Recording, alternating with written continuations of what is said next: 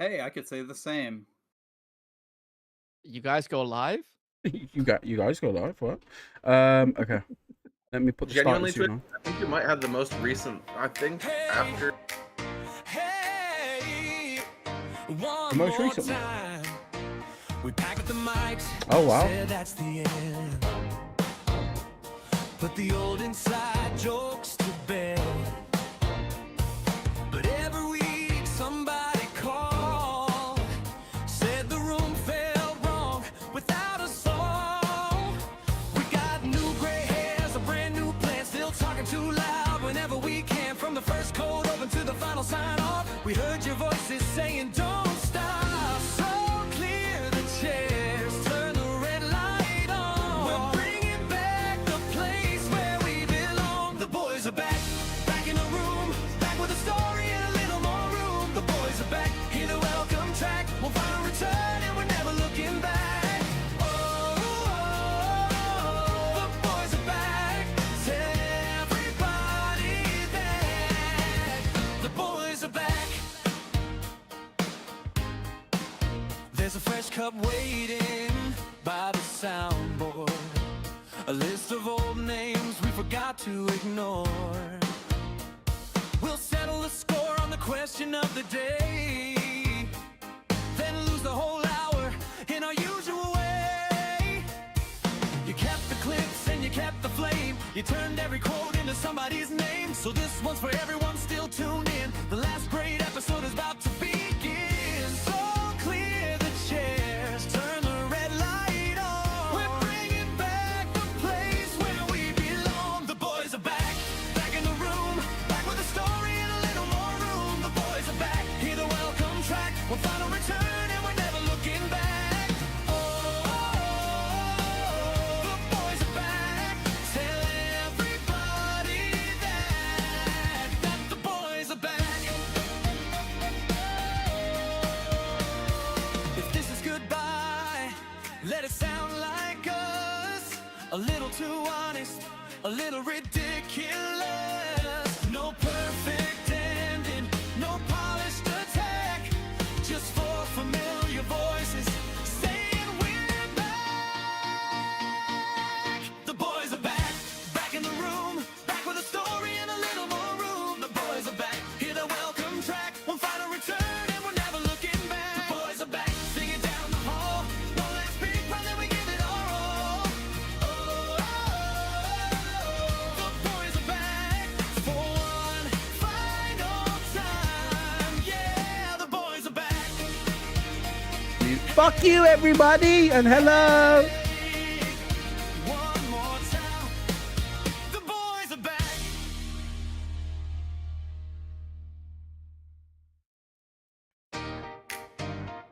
Hey, hey, one more time. We pack up the mics, said that's the end. Put the old inside jokes to bed. But every week somebody called, said the room felt wrong without a song. We got new gray hairs, a brand new plan, still talking too loud whenever we can. From the first cold open to the final sign off, we heard your voices saying don't stop. So clear the chairs, turn the red light on. We're bringing back the place where we belong. The boys are back, back in the room, back with a story and a little more room. The boys are back, hear the welcome track. We'll find a return and we're never looking back. The boys are back, tell everybody that the boys are back. There's a fresh cup waiting by the soundboard, a list of old names we forgot to ignore. We'll settle the score on the question of the day, then lose the whole hour in our usual way. You kept the clips and you kept the flame, you turned every quote into somebody's name. So this one's for everyone still tuned in. The last great episode is about to begin. So clear the chairs, turn the red light on. We're bringing back the place where we belong. The boys are back, back in the room.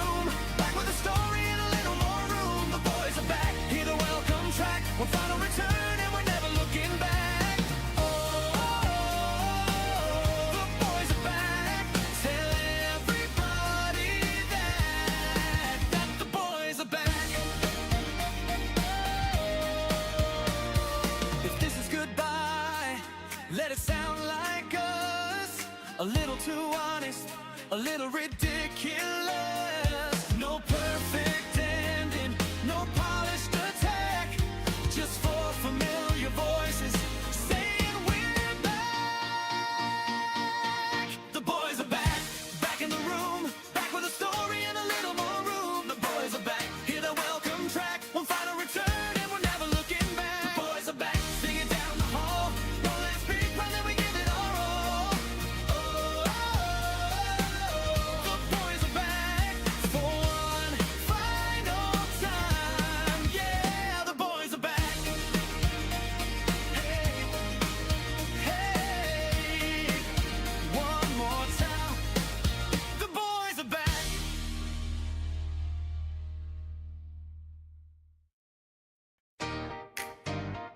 Hey, hey, one more time. We packed up the mics, said that's the end. Put the old inside jokes to bed. But every week somebody called, said the room felt wrong without a song. We got new gray hairs, a brand new plan, still talking too loud whenever we can. From the first cold open to the final sign off, we heard your voices saying don't stop. So clear the chairs, turn the red light on. We're bringing back the place where we belong. The boys are back, back in the room, back with a story and a little more room. The boys are back, hear the welcome track, one final return and we're never looking back. Oh, the boys are back, tell everybody that the boys are back. There's a fresh cup waiting by the soundboard, a list of old names we forgot to ignore. We'll settle the score on the question of the day, then lose the whole hour in our usual way. You kept the clips and you kept the flame, you turned every quote into somebody's name. So this one's for everyone still tuned in, the last great episode is about to begin. So clear the chairs, turn the red light on. We're bringing back the place where we belong. The boys are back, back in the room, back with a story and a little more room. The boys are back, hear the welcome track, one final return and we're never looking back. Oh, the boys are back, tell everybody that the boys are back. If this is goodbye. Oh, yeah. Okay. All right. Okay. Let me hit that Let's recording. fucking do this. Let me just check the levels before we start. Okay, let's, you know what? Randomly pyro. Good. Yes. You might need to be louder. All right, try again. What about now? Gonna make you ever. Okay, okay. You turned down for whatever reason. Okay, cool. 74%. Try now. Okay, I'm talking. Fantastic. Napster. Testing, testing. Thank you for your 103.1 Radio Potato tuning in for all your spectacular classics. And Twisty. Definitely have to have a radio face. Naps. I'm sorry, that's such a bad joke. I do have a face for radio. You are not wrong. Right, might have to. No, I am wrong. I would contest that statement. Okay. Yeah, see? Just checking, just check. And mine is sweet. I think we're good to go. I'm gonna throw the introduction. Let me start the recording. Bosh. Ladies and gentlemen, the boys are back. It's been a long time coming. I myself, MFG, Twisty, Napster, and Pyro are back on a brand new podcast called Ctrl Alt Banter. First of all, I want to introduce everyone before we get into the story of why this podcast exists. So, starting, I suppose, clockwise. Napster, go for it, my guy. Hello, hello, hello, everybody. I am Napster of the Potatoes. Yeah. I don't know what all we wanted to say for this intro and all that, but hello, hello. Hey, that works. Hello, hello works. Pyro, introduce yourself, buddy. Good afternoon and good evening, ladies and gentlemen. I'm Pyro. I'm a 30-something meme lord and gamer who is no shortage of sarcastic and witty things to say. Hey, that works on a podcast called Control or Banter. Twisty, my good friend, introduce yourself. 1 second. I'm gonna abuse this LCD panel. Hi, I'm Twisty. I'm a random idiot who likes to talk shit sometimes, and also I do like memes. So Potato basically, salad. this is a rundown of all the people. Potato salad. For those who couldn't read that, potato salad, burning lad, my fucking guy, and idiot. Idiot is me, by the way. Yeah, welcome. Thank you for that, Twisty. So, folks, obviously, I don't want to. I'm very conscious. Over 100 episodes. For those who don't know, I'm MFG. I used to host a podcast called The Trainer Lounge, and I had made over 120 episodes at that point of that podcast.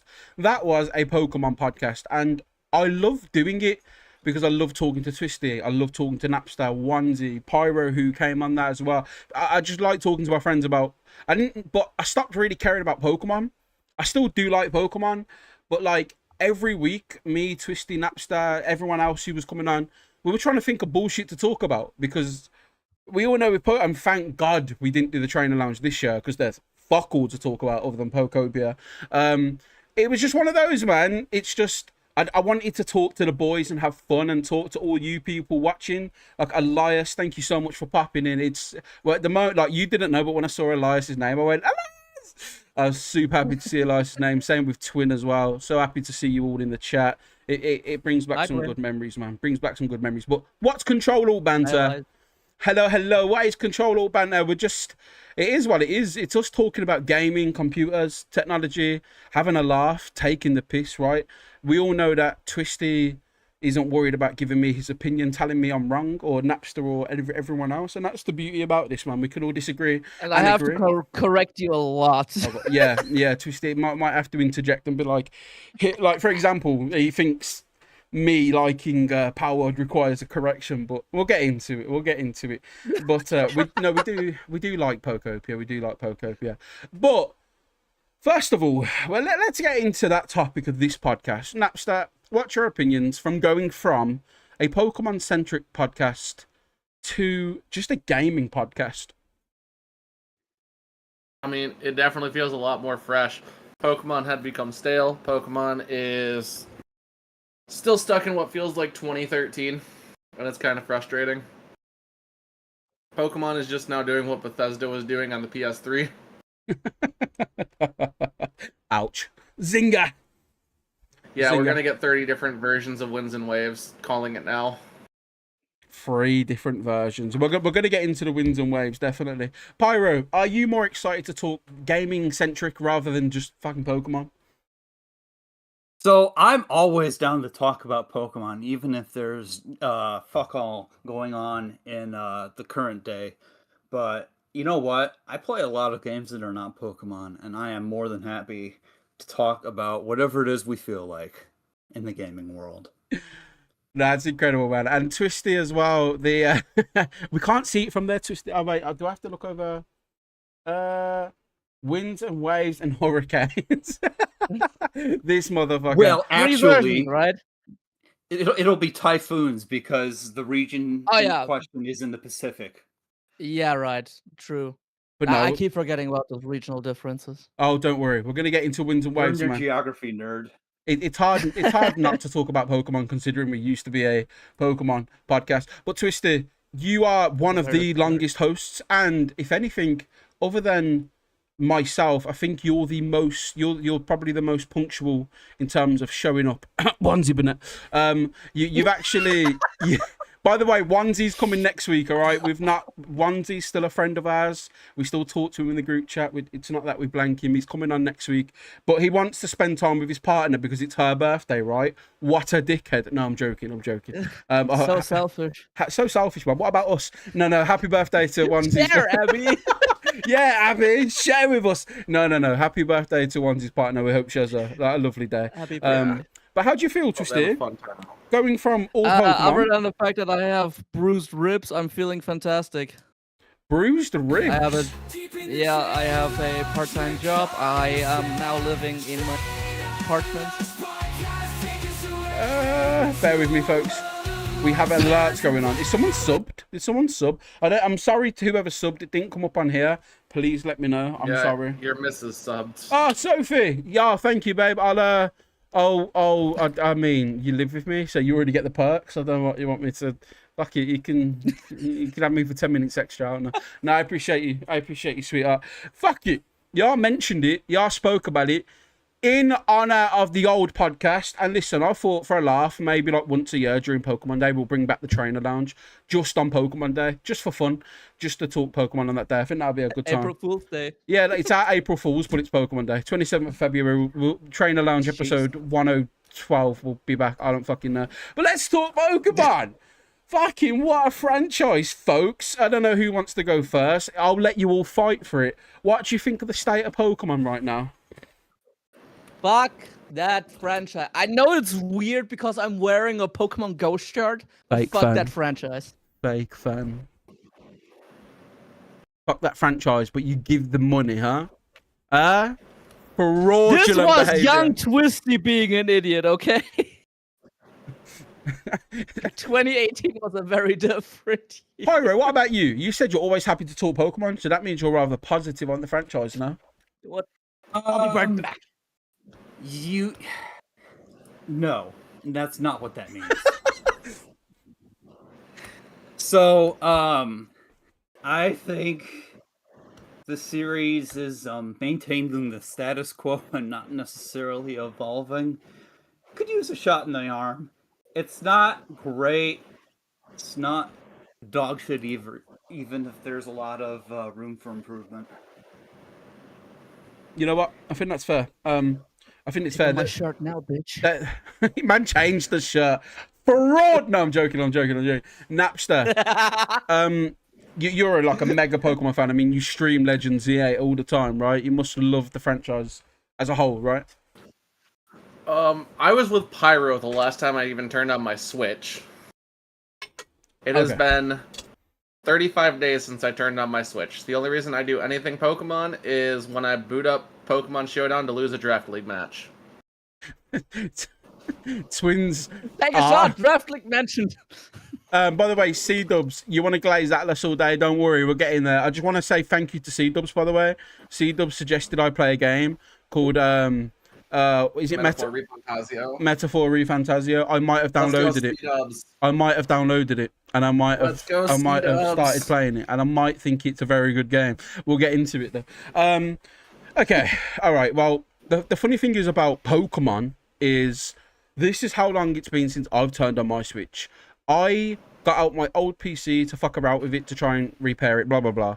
And Sophie put the old PC back in the cupboard because it was just out in the living room, and in that box was a Switch 2 that we just haven't touched. So we haven't had our Switch for about 2 months. I've not used it, man. I've just been on my PC.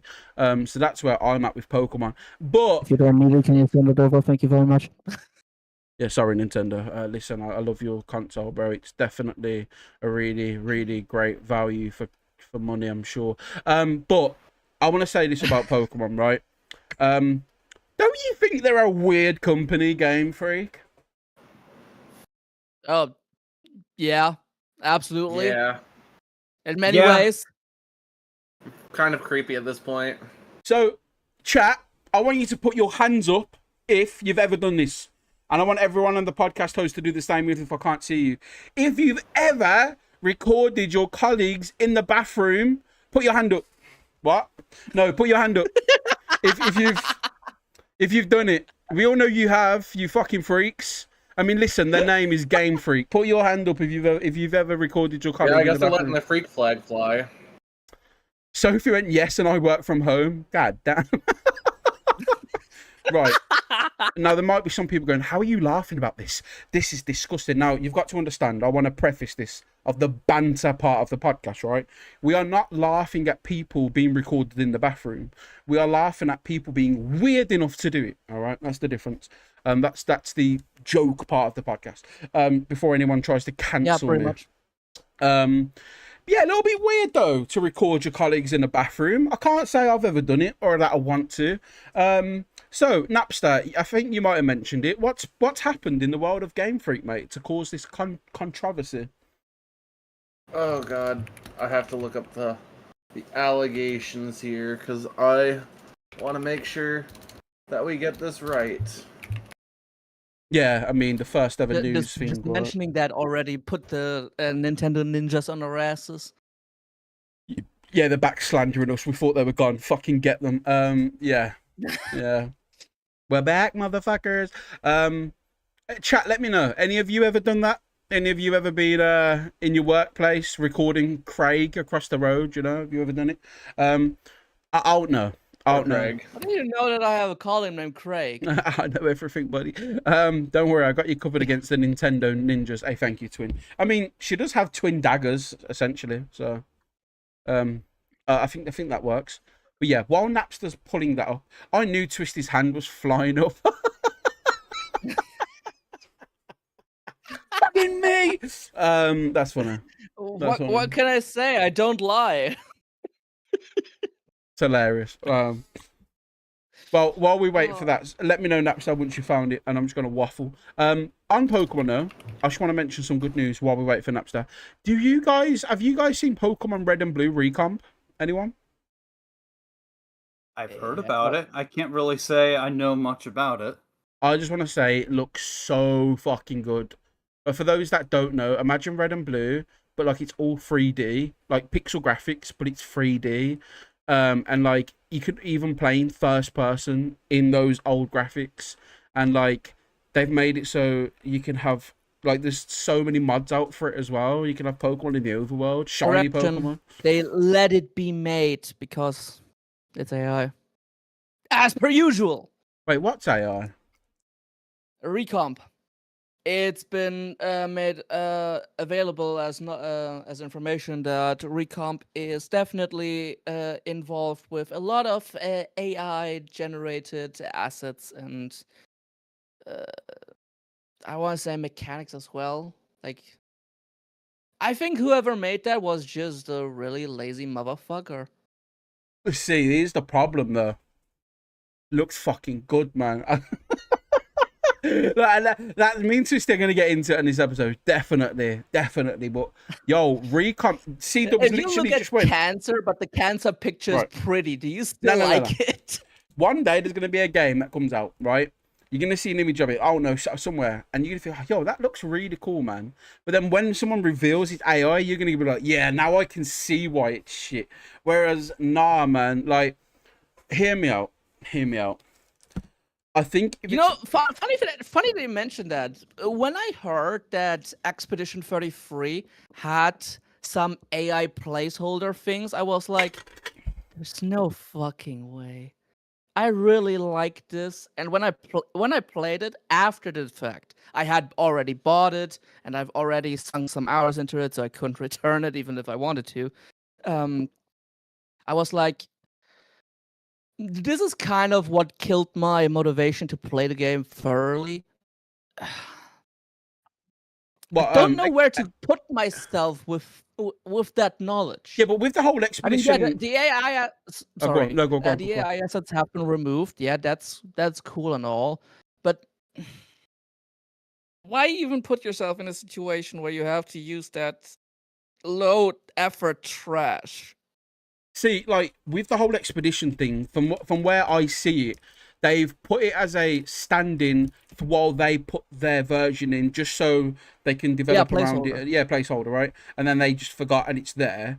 And they obviously didn't want it in because they knew that what they would do would be better. So I think it's just I don't think that's a bad thing, though. No, as far as I know, they replaced every single piece of AI placeholder shit that they put in.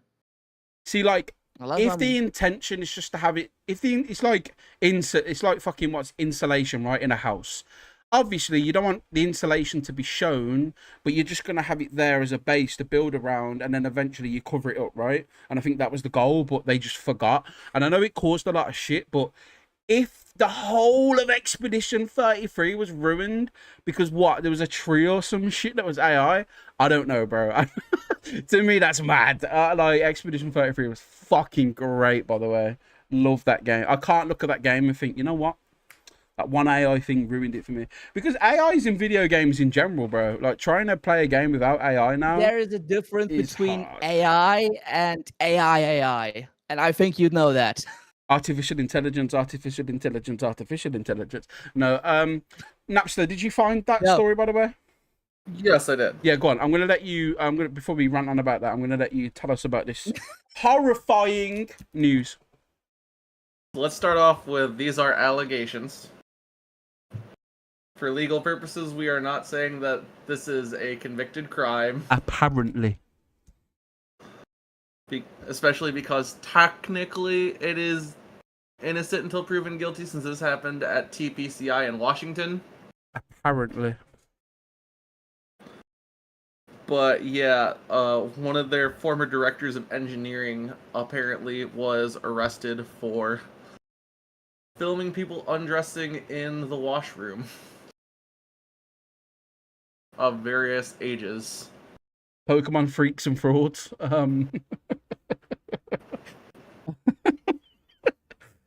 Ay, man. I mean, it is the US. What do you expect?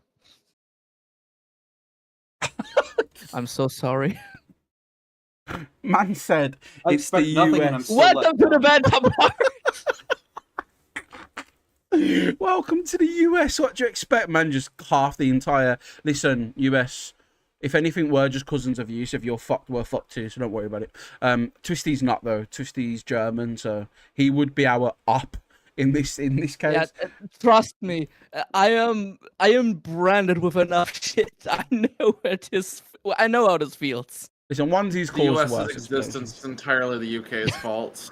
So we can all agree, you know, banter aside, and I think that's going to be a huge two words we use across all the episodes, banter aside. No, none of us condone this bollocks. Listen, Absolutely not. there's ways to get your urges out. Go and have a wank. You don't need to actually fucking perv on your colleagues, bro. Like, Jesus Christ, it's weird. It's strange. And however, though, it does lead the question. There are some right freaky fucking Pokedexes that we've seen over the years. Some ones that got cancelled, you know, slacking. To add some more, right? Is there any chance that that guy could have made those Pokedexes that got axed? I'm just saying. They're fucking weird, bro. I'm just saying. Not out of the realm of possibility. Oh, the guy that got arrested also made Pokedexes about slacking, grabbing humans, kidnapping them, and doing inexcusable things to them, right? What are the odds? I'm just saying, man. I'm just saying. The person who was arrested was director of engineering, in fairness. I don't know that they actually worked on the games themselves. Well, engineer yourself a prison sentence, bitch. But yeah, it's mad. But listen, their name is Game Freak. Yeah, so definitely a mad thing. So we all agree, case closed. We all agree it's fucking weird. The first thing we have to talk about with Pokemon happens to be one of their engineers apparently doing a dodgy thing. Listen, I don't know. But as Elia said about Japan, wouldn't shock me. We know some culture in Japan's a bit strange. You know, it can be a very over-sexualized country. I mean, in the anime industry. I got 100 on a test on Nissan. Please fuck me. What the fuck? What just happened here? What the fuck? Mad, crazy. But Napster, listen, I think I gave an example. I think your ears pricked up, right? When Twisty just What? said a statement. No, I think your ears went red. I think a part of your blood started to boil the moment Twisty mentioned Expedition 33 and AI. Twisty said, your words, Twisty, he just didn't feel like he could continue playing the game knowing that AI was involved. How do you feel, Napster? I mean, I was disappointed in it. I'd already played it by the time it came out, but I was disappointed to hear that they were using generative AI. Here's the question. Did it affect your playthrough, though, when you didn't know? Did you listen to him? No, He said Again. the news came out after he finished the playthrough. See, hear what I'm doing. Hear what I'm doing, right? So when you're playing it though, and you didn't notice a thing. Like, okay, I get what you're fishing for here. I see what you're fishing for. The fact that they had an AI do a person's job is problematic, and you know it. Did it bother you when you was playing it, Napster? Do you think I was looking at the fucking telephone poles? I'm sorry. Did you go around looking at every telephone pole to find posters for placeholders? Because I sure as fuck didn't. Ladies and gentlemen, when I played Expedition 33, this man endorsed the product to me and a man who he knows hates AI while laughing at Twisty. He saw Twisty playing it and he thought to himself, "Gotcha, bitch!" And it was Napster the fraud. No, but listen, jokes aside, right? Expedition is a top 10 game. I'm sorry, I don't give a fuck because AI was on a telegraph pole. Right, the entire game, the main parts of the game that people give a fuck about wasn't AI, but the one thing that ruins it was because there was some AI on a telegraph pole. Come on, bro. You can't be serious. You can't be serious. Can I not? No, I'm not saying you can't, right? You know, I'm just saying, right, imagine, right? You're at a restaurant and someone goes to Twisty, "Hello, sir, hello. Is your meal good?" And Twisty's like, "Yeah, man. Honestly, top notch. Some of the best meal I've ever had in my life. Where did you find the recipe?" And they go, "Oh, well, we did ask ChatGPT." Twisty just spits his food across the table, punches the waiter in the face. "You found it where?" And it just, it's on fucking German news, msnnews.com. You know, I already know that that's a fake scenario because ChatGPT would never produce a recipe that's in any way edible. You motherfucker.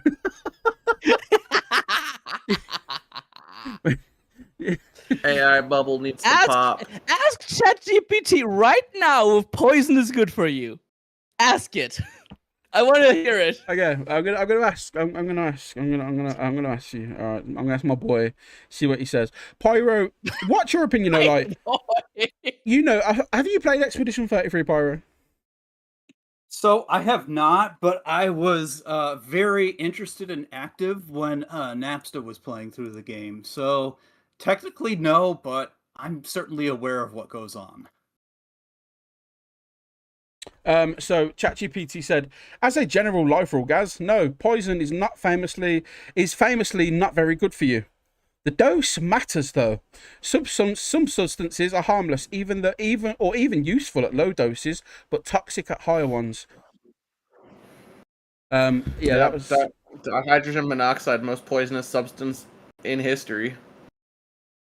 The fact that there was this bonus added, the dose matters when you ask about poison, is fucking ridiculous.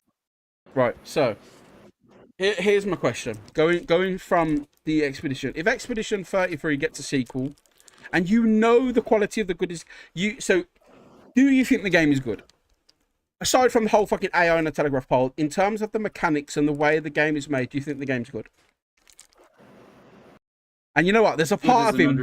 There's a part of him that the focus knows, on the telegraph pole is killing me. Twisty knows he had fun with the game. That's what I'm saying. He knows he did because he said it in the chat. No. The reason that I'm laughing is because the focus on the telegraph pole is just killing me. Because I never thought about a telegraph pole until I fucking heard about the news. But my point is, right, Napster, if there's a sequel, would you play it? I mean, probably. I'm not gonna tell you that like I said, I was disappointed. I am still disappointed. Well, unfortunately, AI is a realistic thing in video games, and it sucks. And I am ready for the AI bubble to pop. Hopefully soon. See, it's not popping though, is it? I pray. It's not popping though, and I'm not saying I don't want it With to. the resistance to another thing that we're gonna be talking about later, Definitely. I think it could be popping before 2027. Okay. I'm not telling anyone to do this, but if someone wanted to go burn down the data centers, I wouldn't say that they did something bad. Well, if they're gonna do that, they should come to my state, which is bass backwards enough to actually be subsidizing this shit being built. Hi, yeah, hi, how are you doing, FBI agent? Yeah, don't worry about that Google search. I was just letting you know, these aren't my views really. So if you could just strike these from the record. Hallo? Yeah. Wer bin ich? Wo bin ich? Wer bin ich noch? Like, if I was Where am around when I? someone lit a match, Who are you people? if I saw someone lit a match, my eyeglass prescription might be a little out of date, and I don't know. Maybe it was just a blurry figure in the distance. just like that one guy in Australia who like threw a rock at an endangered species and someone beat that person up and no one saw it, although like a dozen people or so were around. Everyone just said, you know what, that's an Australian hero right there. Man said, if you I trip, do not condone violence. However, when you just don't see it, you just don't see it. I mean, what can you do? Your Honor, I tripped, fell, emptied the gas canister over all of the whole fucking place, accidentally lit 10 matches. Don't know how it happened. It just fucking happened, right? And then I woke up after banging my head on the grass outside, and the whole thing just exploded. Weird, right? Why Strange. do you use 10 matches? Such waste. Also, funny story about AI, right? When looking in, now listen, I'm not one of these people that are going to pretend I don't use AI. We're not stupid. We know I do, right? But this is why Twisty knows he can just tell me straight up, you're a prick for doing it. But he knows I will always share his opinion. And just because I use AI doesn't mean I am going to stop people who don't like it from expressing their opinion, right? That's why I always want Twisty on here to ground me for using it. However, I want to say this. When building a PC, just because I don't know anything about PCs, and if there's anything that knows anything about PCs, it's a fucking system built by PCs, right? So I asked ChatGPT about RAM prices, and they were said, "Oh, you should be able to find one for about £50." Yeah, fucking right. Okay, you're looking at £200, bro, for fucking for RAM. Right? And when I told ChatGPT that, ChatGPT said, and I quote, "I wonder why the prices are so high." Huh? It's because of you! You fraud! Yeah, so even the AI is confused of why the AI bubble's not popping, to be honest with you. But, Twisty, well, we'll move into it. And I'll ask, why is this AI bubble going to be popped then? Because AI, as it stands right now, is not sustainable. It can't monetize itself enough to make up the amount of resources, especially monetarily right now, that it's eating up every single day. Which basically just means they have to find another way of earning money with either your data, a subscription, more exclusivity deals from like, I don't know, graphics cards designers or whatever. Like, they have to find another way of monetization or get like federal funding or whatever. So you don't think AI is profitable enough? Oh no, absolutely not. Like by the admission of the people in charge, it's just not profitable. Like I'm not sure if this is an exact statement and I'm quoting right now, but I think someone said we are burning through millions more than we can actually afford to. Yeah. I don't Twisty, bear with me. There's an alert going off. I need to somehow turn off fucking alerts on it. I don't know how. Sorry, my bad. Yeah. Okay. Now, Yo, my faction reaction raid. Let's go. my faction reaction, yo, bro. I'm sorry, I didn't have alerts on. I didn't even know you fucking raided into me. What's going on, brother? How are you? All love. We love my faction reaction. If you want to go watch WWE content, definitely check out my faction reaction. I kind of ditched the whole community. My bad, gang. Sorry about that. My bad. But yeah, no. So you don't think AI is profitable, right? Like, does everyone? It's not just that I don't think that. It's just how the fact is. It's just not profitable. Ah, you see, I don't know about that, you know. I'm not going to ask the AI if AI is profitable because it's got a bit of a bias, right? Uh, so let me Google it because I don't know, right? Chat, is AI profitable? That's a good question. To me, I would have thought, Pyro, yeah. you want to interject? No, I'm just sitting back and grabbing popcorn right now. Pyro doesn't want to engage. He's just getting horny. That's not the word I would use. OpenAI has currently committed to spending $1.4 trillion on data centers and faces a $14 billion deficit. 14 billion deficit. Okay, that's something that I didn't know yet. So that's also good to hear. Fuck them. Okay. Or excuse me, they are on pace to have a $14 billion loss in 2026 alone. Oh wow. Okay. That's what it is. You know what? No. I hold my hands up. Sorry, Pyro, I didn't mean to interrupt. I hold my hands up. I genuinely did not know it was like I knew it cost a lot of resources, like lakes and fucking woodlands to build the bastards and actually keep it running with water. Like I knew it was draining in that regard, but I didn't think it wasn't making enough income. That's what confused me a little bit, you know? What was you gonna say, Pyro? Sorry. I may not be an expert economist, but I think this sounds like a money sink. And not just money. No, this sounds like an NVIDIA sync. That's what it is. Wait, Don't worry, we'll what get was to that. What was that comment in the chat before twins? I need to make it a bit smaller. I don't have chat open at all. I Talking don't about trust my Sophie's comment? connection to handle the podcast No, that's okay. and watching the What was you stream. going to say, Nat? Who is it? You talking about Soph's comment? Oh, yeah, what was Soph's? Sorry.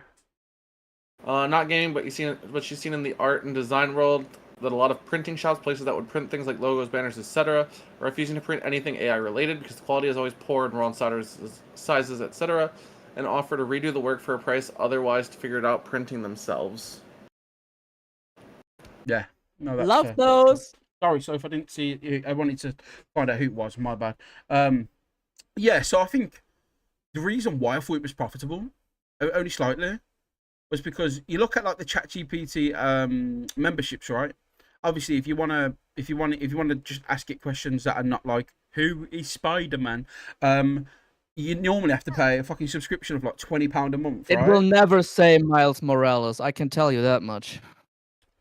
I'll have to ask you. But you know, there's memberships for like £200, but then the resources it's burning through. So you think that bubble will pop, but here's the thing, right?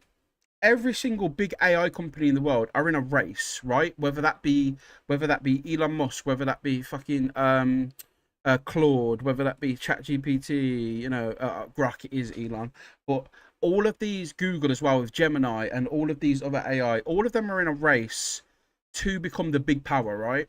To get to the point where they basically dictate everything. That's why the bubble's not going to pop, in my opinion, because, okay, it's very demanding and very draining, but why would they carry on doing it if they didn't see a end goal, you know? Because AI is cheaper than employees. That's where it ends. Yeah, that's one of the main end goals, is to just replace human labor in any capacity. Yeah. Okay, I think that's fair. And I think I'm from a point where I'm like, listen, I'm not worried about AI taking my job. AI's stupid, bro. I spoke to AI enough to know it's fucking stupid. You know, AI be giving you the wrong directions. Hiya, mate. Yeah. My workplace is up on the left hand side. So could you just remind me where to go? Yeah, I think if you turn right twice and then do a reverse, you'll get there. No, you're wrong again. AI can be wrong loads, bro. So I'm not worried about AI taking jobs anytime soon. But it is also evolved to a scale. Like, I think it's cool that AI can play Pokemon now. You just put AI in Pokemon Fire Red and just let it fucking go nuts. Them videos, I asked AI how to play Pokemon Fire Red, and it's just the AI doing stupid decisions. Zapdos, who should I use? Yeah, use a Squirtle. The water's really heavy on Zapdos's wings. That's how you win the battle. Like, You know, stupid Yeah. shit. Stupid shit. My favorite example of Google's AI, famous, iconic water ground types, Kyogre. Elias's comment, it's fine. We'll just use all the water and forest to run the AI and we'll just drink Bitcoin to stay hydrated. Aye. But my question is, if you play a game and you think it's a 10 out of 10 experience, right? And you love the game, but then you find out parts of it were AI, that ruins the entire game for you lot. That's my question, it? As I said, I was disappointed in it. I still Yeah. think it's a good game. I'm just disappointed in the company for using it. Yeah, No. I wasn't able to actually answer on the follow-up question. Yeah, sorry, my bad. On me, bro, on me. No, it's fine. It's fine. It's fine.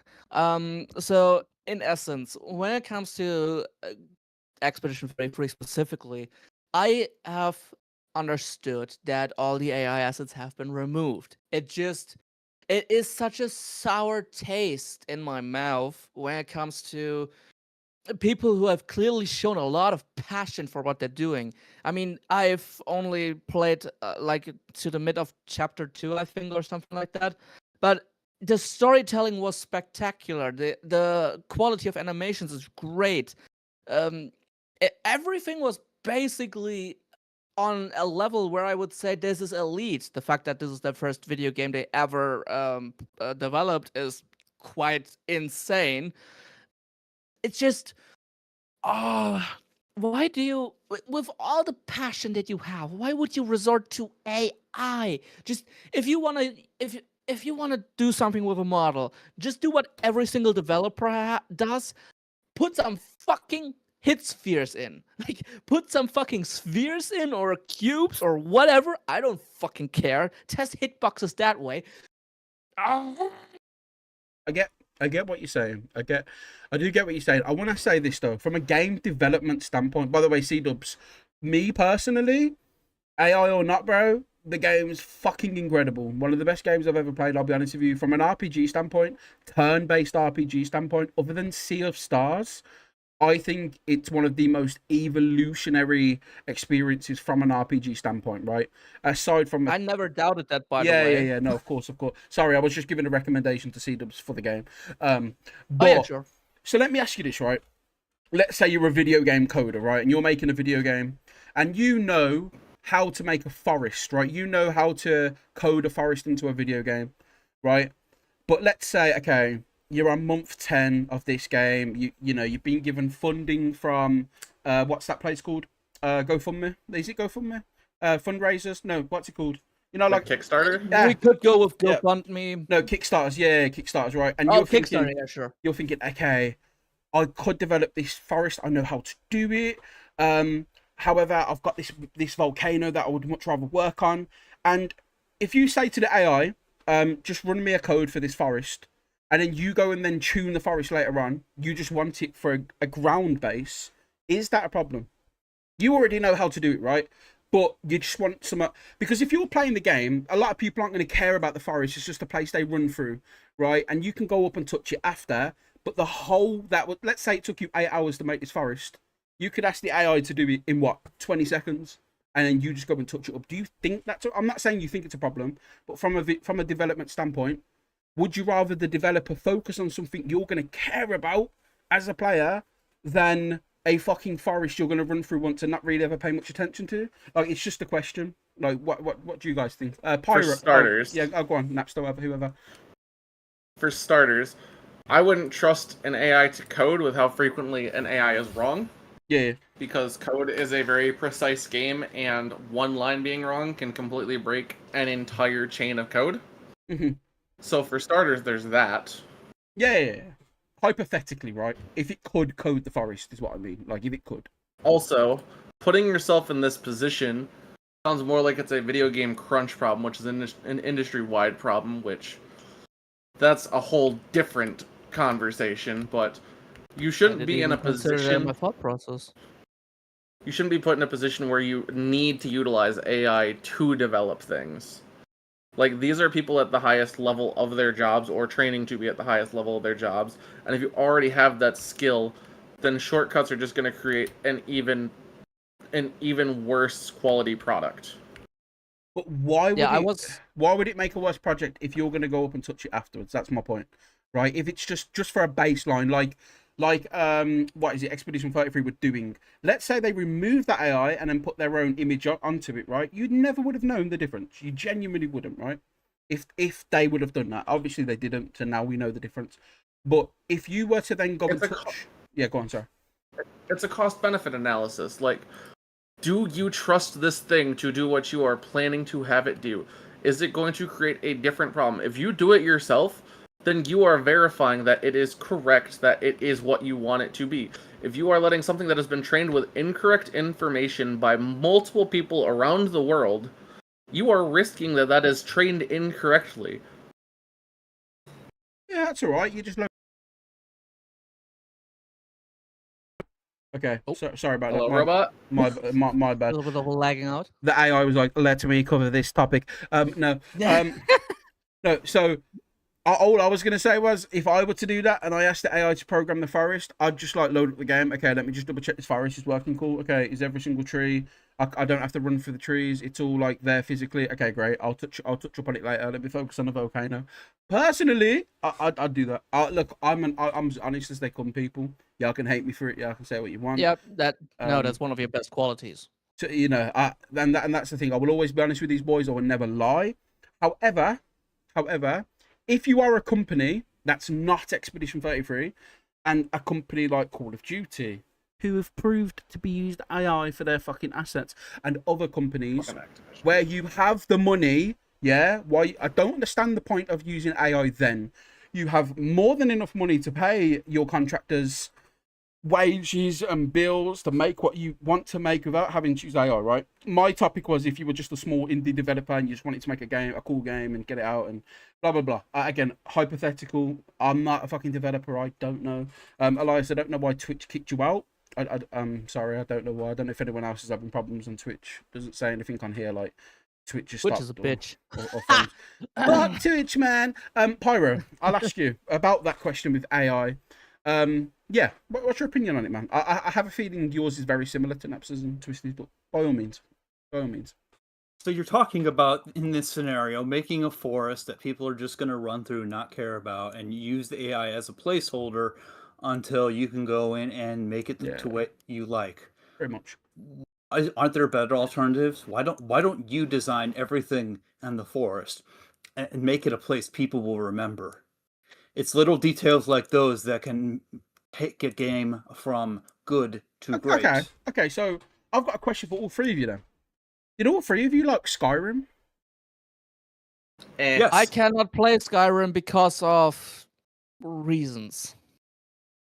Fair enough. I've never brought myself to finish Skyrim because I feel like the story is mediocre at best.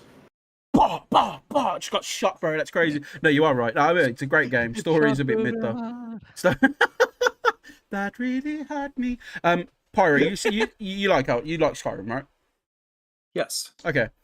The whole map of Skyrim is randomly generated, no? Now, is that a difference from AI? Because so many games we've played and loved have random generation in them. Pokemon Mystery Dungeon, random generation. Is that not a form of AI? Because you're letting the game do it. You're not doing it. The game's doing it.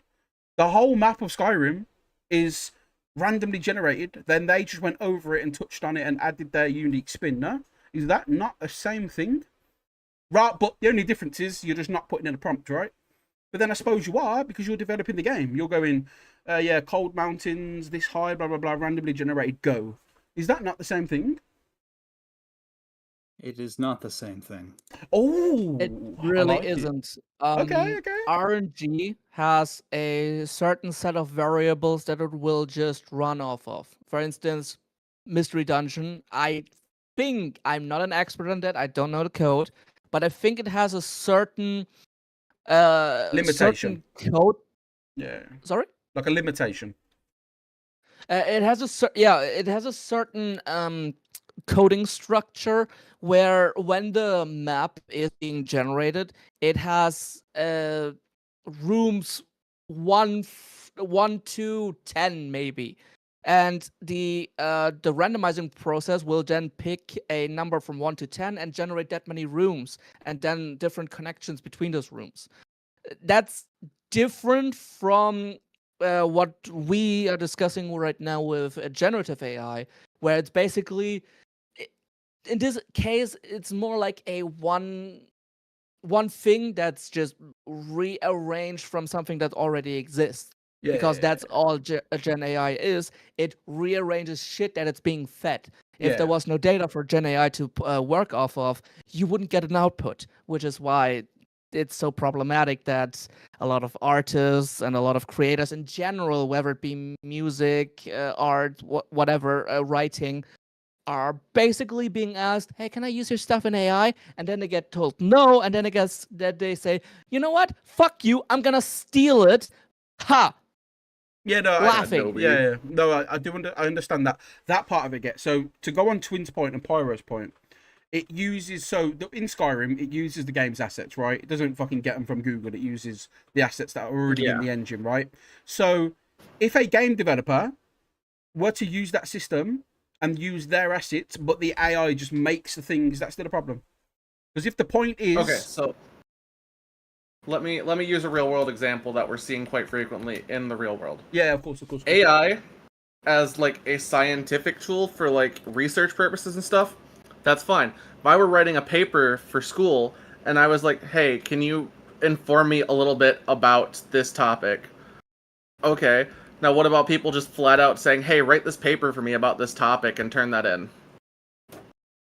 There's a huge difference between, "Hey, I'm using this as a learning tool," and, "Hey, I'm making this do the work for me." yeah. No, of course.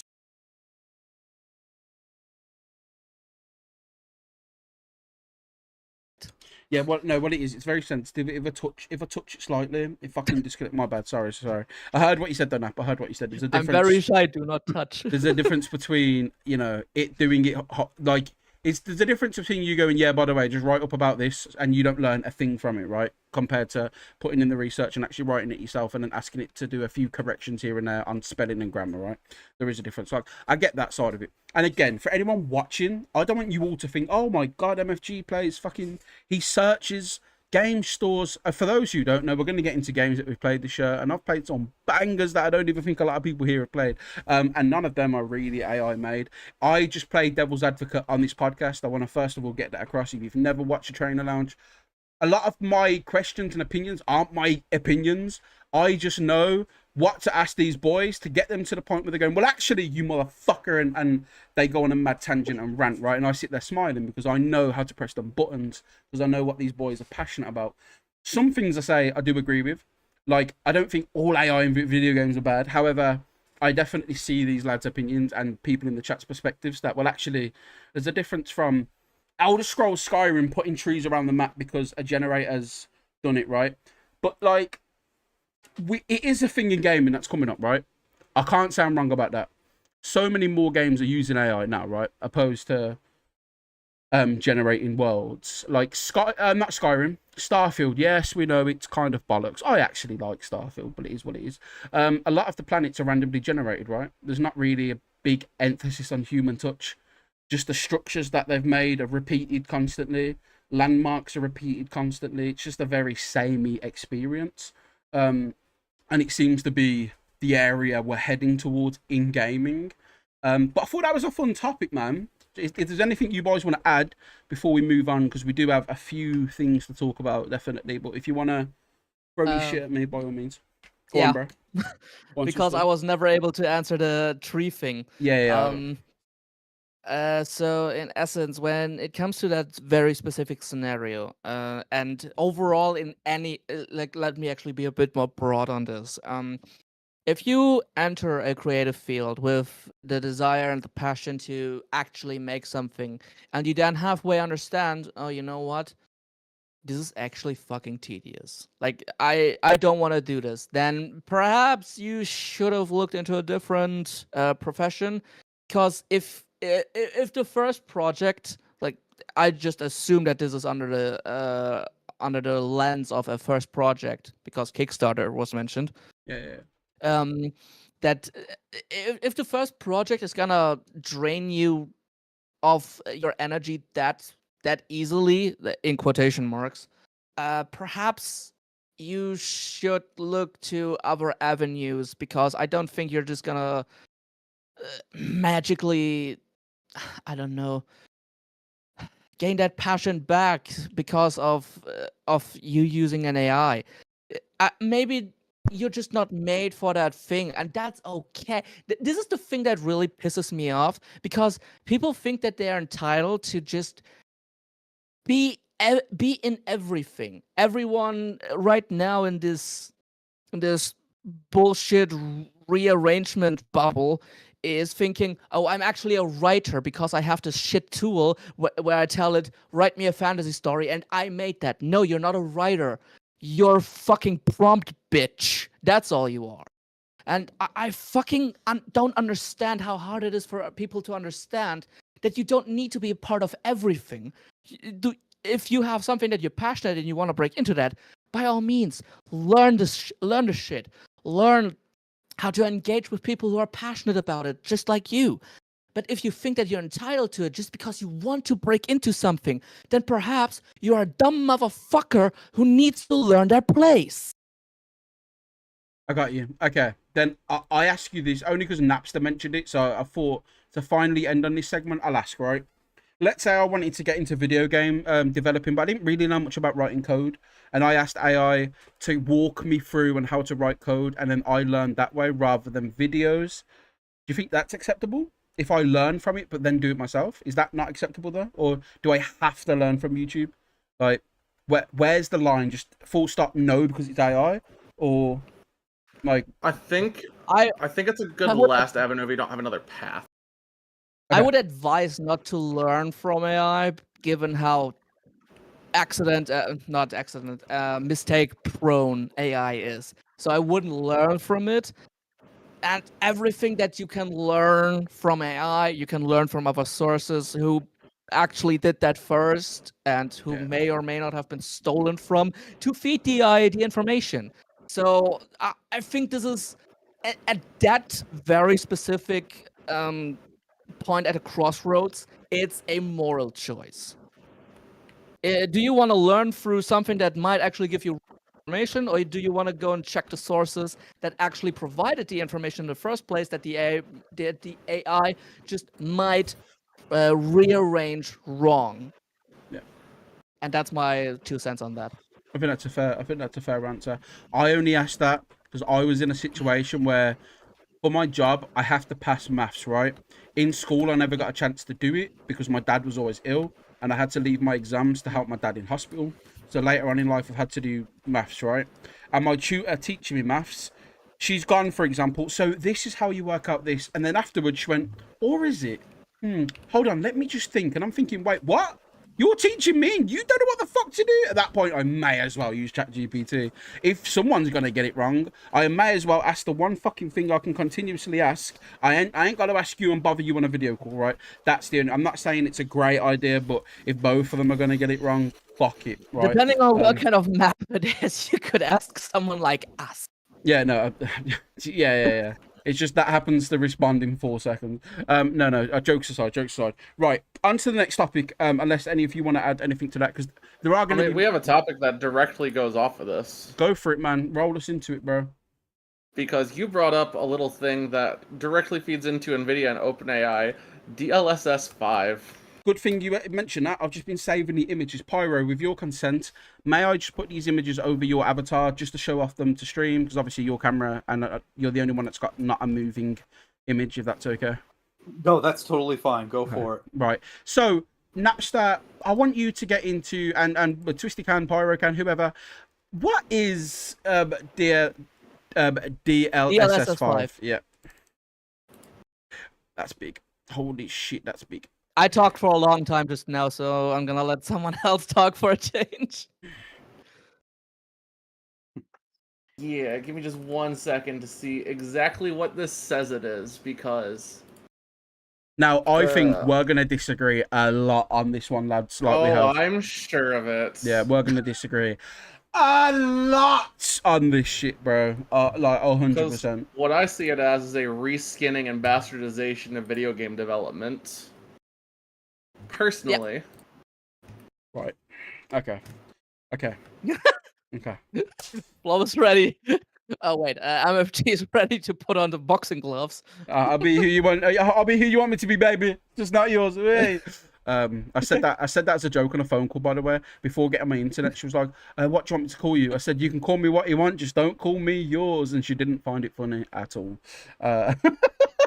It's a system that Damn. introduces a real-time neural rendering model that infuses pixels with photoreal lighting and materials. Okay, so essentially a filter, right? Let's be honest. You know, let's call it what it is. It's a filter, right? So for those that don't know, in PC, many games can run with DLSS, mostly from NVIDIA graphics cards, right? My one has it. Other people's cards have it. I've got a 3050. Naps has got a more advanced one than mine. 40. What did you say? 4080. Sorry, 4080, right? So I assume yours has got DLSS technology on it too. Unfortunately. Right? But I don't think the current DLS is that bad in terms of like frame helping and all that sort of stuff, because I think right now it doesn't interrupt mainly what the game does.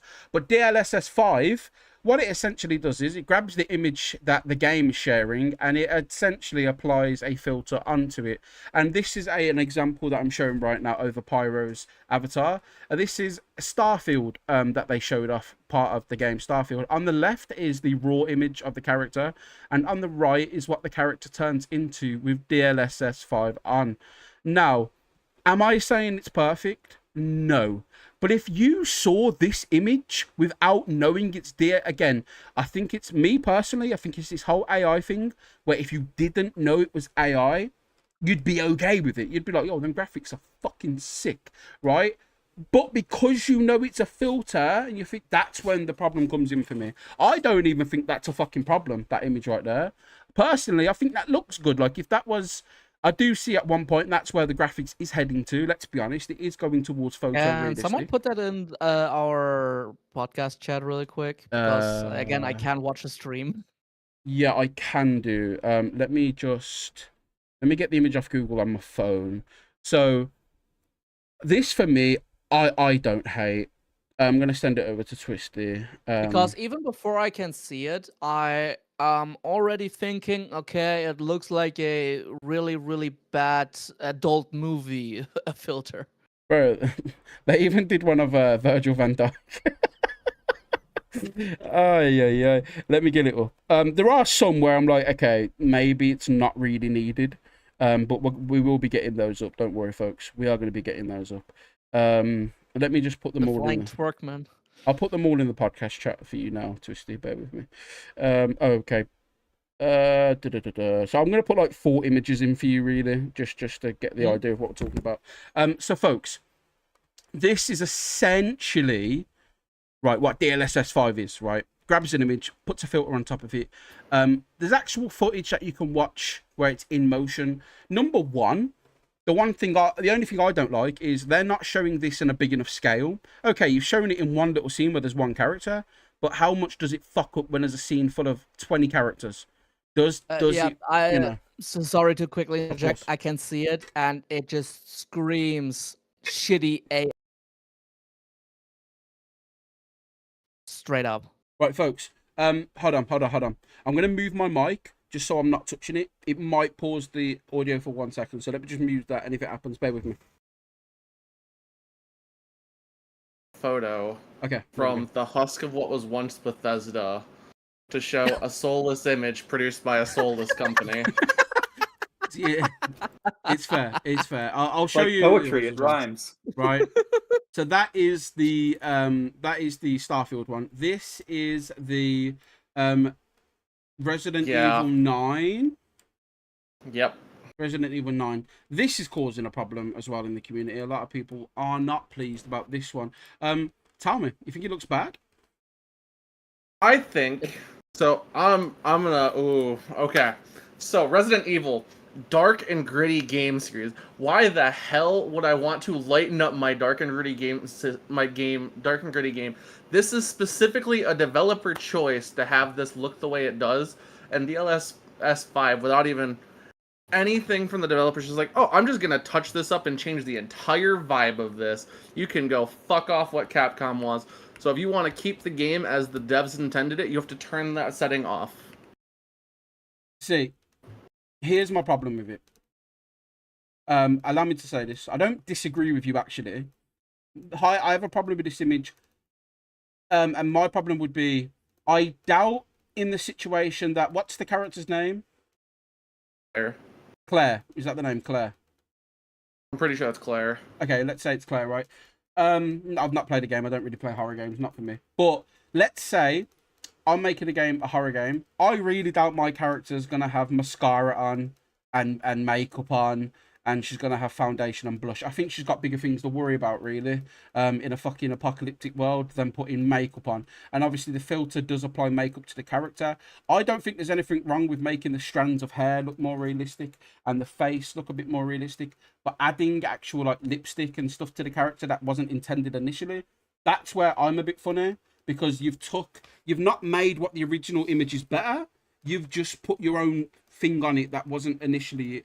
That's where I'm like, okay, I don't think they... That's why I call it a porn filter, by the way, because it just over sexualizes characters that are not meant to be that way. Yeah, no, I can see that. Pyro, what's your opinion on all of this, man? It seems a lot like trying to make things realistic for the sake of making things realistic. Game is a form of creative media. You have all these different options to go for. Art style is more important to graphics, in my opinion. And with art style, you can go all kinds of different directions that are not realistic. And when you do something like this DLSS 5 stuff, it's like you're unnecessarily adding something on that doesn't really enhance the experience the way it was designed. So it's like you're adding something tacky and it makes it worse.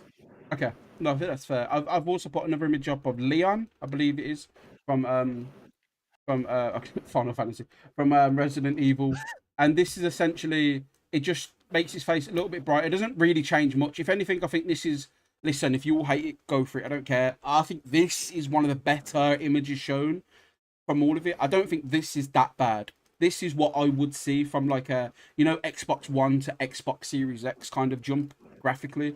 This is something that I actually think I'd see, right? I don't think this is that bad.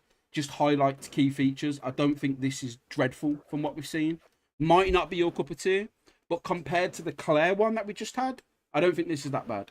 All right? Might be a too pretty boyish, might be a too much like fucking looks like he's posing for Playgirl rather than Resident Evil.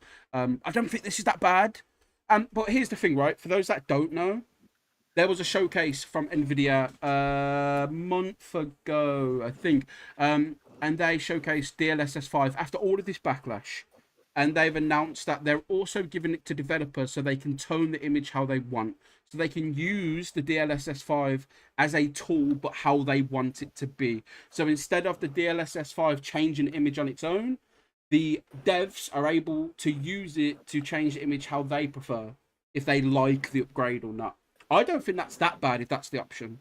If the developers can use it to make their intended image more of what they wanted, is that necessarily a bad thing? Oh, cool. I'm getting fucked in the rectum, but I'm getting dinner first. Great shit. How about you, Napster? No. If the devs are having it then, if the devs are having it, do you think it's a bad thing if the devs choosing to use it? So essentially it's just putting like you said, it's basically just putting a filter on if a dev uses it. Like if the photorealistic is the vibe you're going for, like it's just the shortcut to make it for photorealistic. It's exactly what we were talking about previously. You're just shortcutting your coding process. Like, if you want to so, make it look a certain way, why don't you develop it in that way? Exactly. You like now at that Shortcut to point, do success. you now can with DLSS 5. A really cool game they've Fucking also God. announced works with DLSS 5. Minecraft. I'll leave you with that one. I can't wait for creepers to have dicks now. They are a dick, aren't they? Is that just their thing? No. Right, and I'll show you the last one. I'll show you the last image. So obviously we've had Leon, we've had Claire. Personally, Leon's better, one of the better ones. Let me find Virgil van Dijk really quick. I do like this one. This one's fun. Obviously there are loads. There's some really horrifying ones like Obsidian, where they put it on not Obsidian, on Oblivion. And one of the Oblivion characters blinks, but he's blinking inside out. It's fucking creepy as fuck.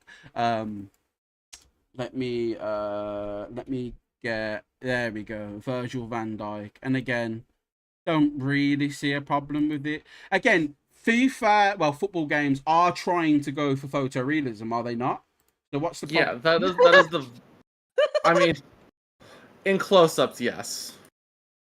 Yeah, right. So yeah, in close-ups, yeah. In gameplay, no. You know, why not make the fans more realistic? You know, there's just some bald bloke in the back Also, doing at this. the same time, though, most sports game companies are using face scans anyways for players. So how does this what is this technology doing that they're not already doing?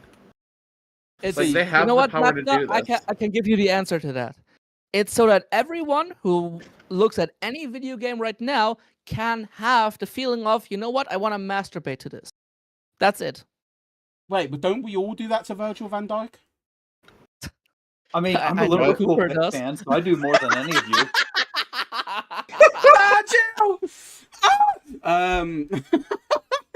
No, look. I don't think it's a problem on FIFA and get sports games. They want it to look realistic anyway. Fuck it. I'm one of these people where I'm like, okay, I'll be honest, man. If I think it looks good, I will say it looks good. I think Leon looks great. I genuinely do. But my problem is, in motion, when it's all kicking off and there's a zombie running towards you, but next thing you know, the zombie just looks like a model from fucking LA, and it's got all makeup and it's running and looks like a Snapchat filter. That's where it ruins it for me. You know, if I'm playing Call of Duty Zombies, but instead it's just TikTok models running at me, buy my OnlyFans. Like, that's where I'm like, no. You've ruined it. You fucking ruined it. But don't give me a reason to actually start playing Call of Duty. Also, again, with Leon already looks grizzled. He's supposed to look like he's been through some shit. He's not supposed to look like a model. He is a police officer who is surviving the zombie apocalypse. That is the vibe that the devs are going for. Is he is supposed to be down in the mud. Isn't he like 52 or something like that in 9? Yeah, he's like late 40s in canon at this I point. fucking disagree beyond belief. You're telling me that Leon, right, is made to look grizzled. No, the fuck he is not. The guy has beautiful long. He looks like a fucking Final Fantasy character, bro. He is not made in the slightest. So if you want grizzled, you get Rick Grimes from season 5 of The Walking Dead. Whereas Leon looks like he's just come from fucking BTS and just finished his 6th album. My guy does not look chiseled in the slight. I'm sorry. If I was in a zombie apocalypse, right, I've not played Resident Evil, I'm sure he's fucking incredible, folks. But I see Shane, what's up, Grimes? And I see Rick Grimes, Carl, and then I see fucking Leon. I'm not picking Leon to help me, alright? I'm not. If I'm in a fucking zombie apocalypse, I am not picking the Stray Kids fucking member who looks like he's just finished his 7th album in K-pop, bro. I'm not. It's very clear you've not played a Resident Evil if you're not taking Leon over Rick Grimes in a zombie apocalypse. G. In fairness, Resident Evil scares me, so I probably he's been. Trust me, I can't play it because of reasons. No, I'm sure he's incredible. I am sure he's incredible. He's in a lot of them. I remember actually I played Resident Evil 4 on the Wii where you could actually shoot with the Wii remote. That was really cool. I'm just scared of fucking jump scares. So I'm like, no thanks. Joe, again, Banter, right? Banter. For all the Resident Evil fans, I'm sure he's fucking amazing. I'm just saying he looks beautiful.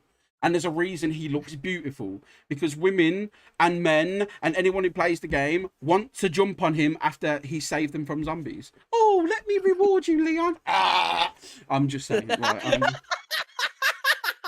Oh, can I have your Glocks in my mouth? The guy is beautiful, bro. Let me pull up an image of Leon. The guy is beautiful. I'm sorry, you can't. Like your tap now, there's no way. There's no way. Like he looks incredible. You know. Whereas, yeah, we'll get this image. We'll use this. Incredible. Honestly, he looks like a Final Fantasy character. He really does. I know none of you are gonna agree with me, but he does. He fucking does. Let me. I mean, Final Fantasy is great too, right? That they can do some kick-ass shit, so I'm sure it's great. But there you go, folks. Yeah, like, have you heard of that hit piece, Final Fantasy 14, that lets you play for free? And it, Couldn't be me currently playing Final Not Fantasy sponsored, 14 by while we're the doing way. podcast. you know what? Elias has a point. Canonically, canonically, K-pop stars are very good at killing demons now. Fair point. Fair point. So maybe I'm not wrong. Maybe I'm not wrong. Yeah, true. Maybe I'm not wrong. But you're But telling they me. actually have melee weapons. Leon is like proficient in everything. Okay. Let me ask you this. Pyro, I'm going to ask you first. I don't know what you look like, Pyro. I'm going to imagine you look like a very average, good-looking American lad, okay? Right? But I'm going to ask you a question. If you Okay. could, right? Nothing wrong with you. Nothing wrong with you. But if you could look like Leon, would you?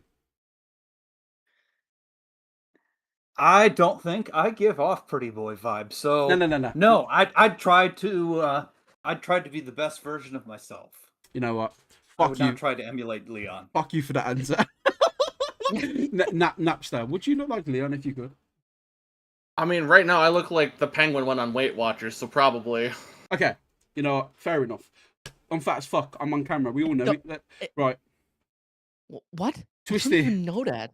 Twisty, you're a very beautiful German man, but would you want to look like Leon if you had the chance? You had such a good streak with not lying, but you had to ruin it. No, I definitely wouldn't want to look like Leon because I like being alone, and like the guy wouldn't be able to save himself from any woman. So, and no, I wouldn't want that stress in my life. Ladies and gentlemen, I am MFG. I'm surrounded by fraudulent motherfuckers other than Napster. But yeah, I hope you're enjoying Control Alt Banter. Hello, Wayne. Welcome in, buddy. We're talking shit about AI and video game and stuff. And DLSS 5, actually. So let me just remove these people before everybody thinks Pyro is actually Leon, quickly. Right. So, I'll say this. My biggest problem with DLSS as a general thing, not just DLSS 5, is that developers now will underutilize their game's performance. They won't cook their game long enough because they know, because DLSS is amazing, right? Whether you like it or not, and I'm not talking about DLSS 5, I'm talking about the tool that helps frame generation and helps keeps frames per second low, right? The reason why that is incredible is because so many people who've not got a great PC, they can use DLSS technology to run games without having to go and spend a ridiculous amount on RAM and new graphics cards, right? My card's got DLSS and it fucking is amazing on games like Spider-Man, right? My problem is so many developers now, instead of instead of like cooking their game properly, like I'm trying to think of the word, optimizing, that's the word. Yeah. Instead of optimizing their game correctly, they just think, fuck it, DLSS will fix what we haven't, right? Whereas it's not there for that. It's there to add on top of the optimization to make it even better, right?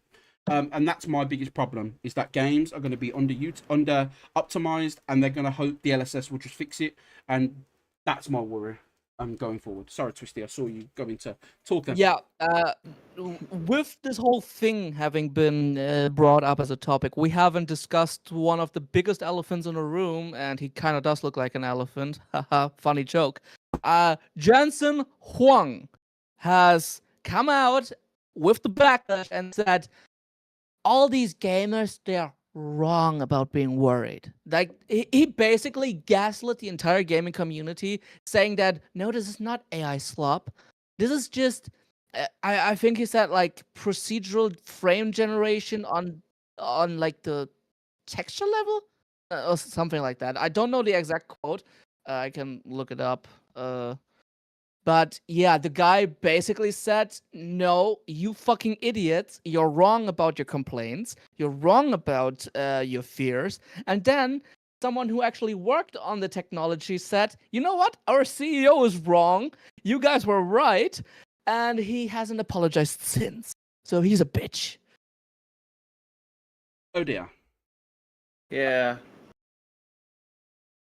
It's rough with these CEOs for gaming companies failing to take Sam Altman schlong out of their mouth long enough to understand what AI actually is. Oh, I got the quote.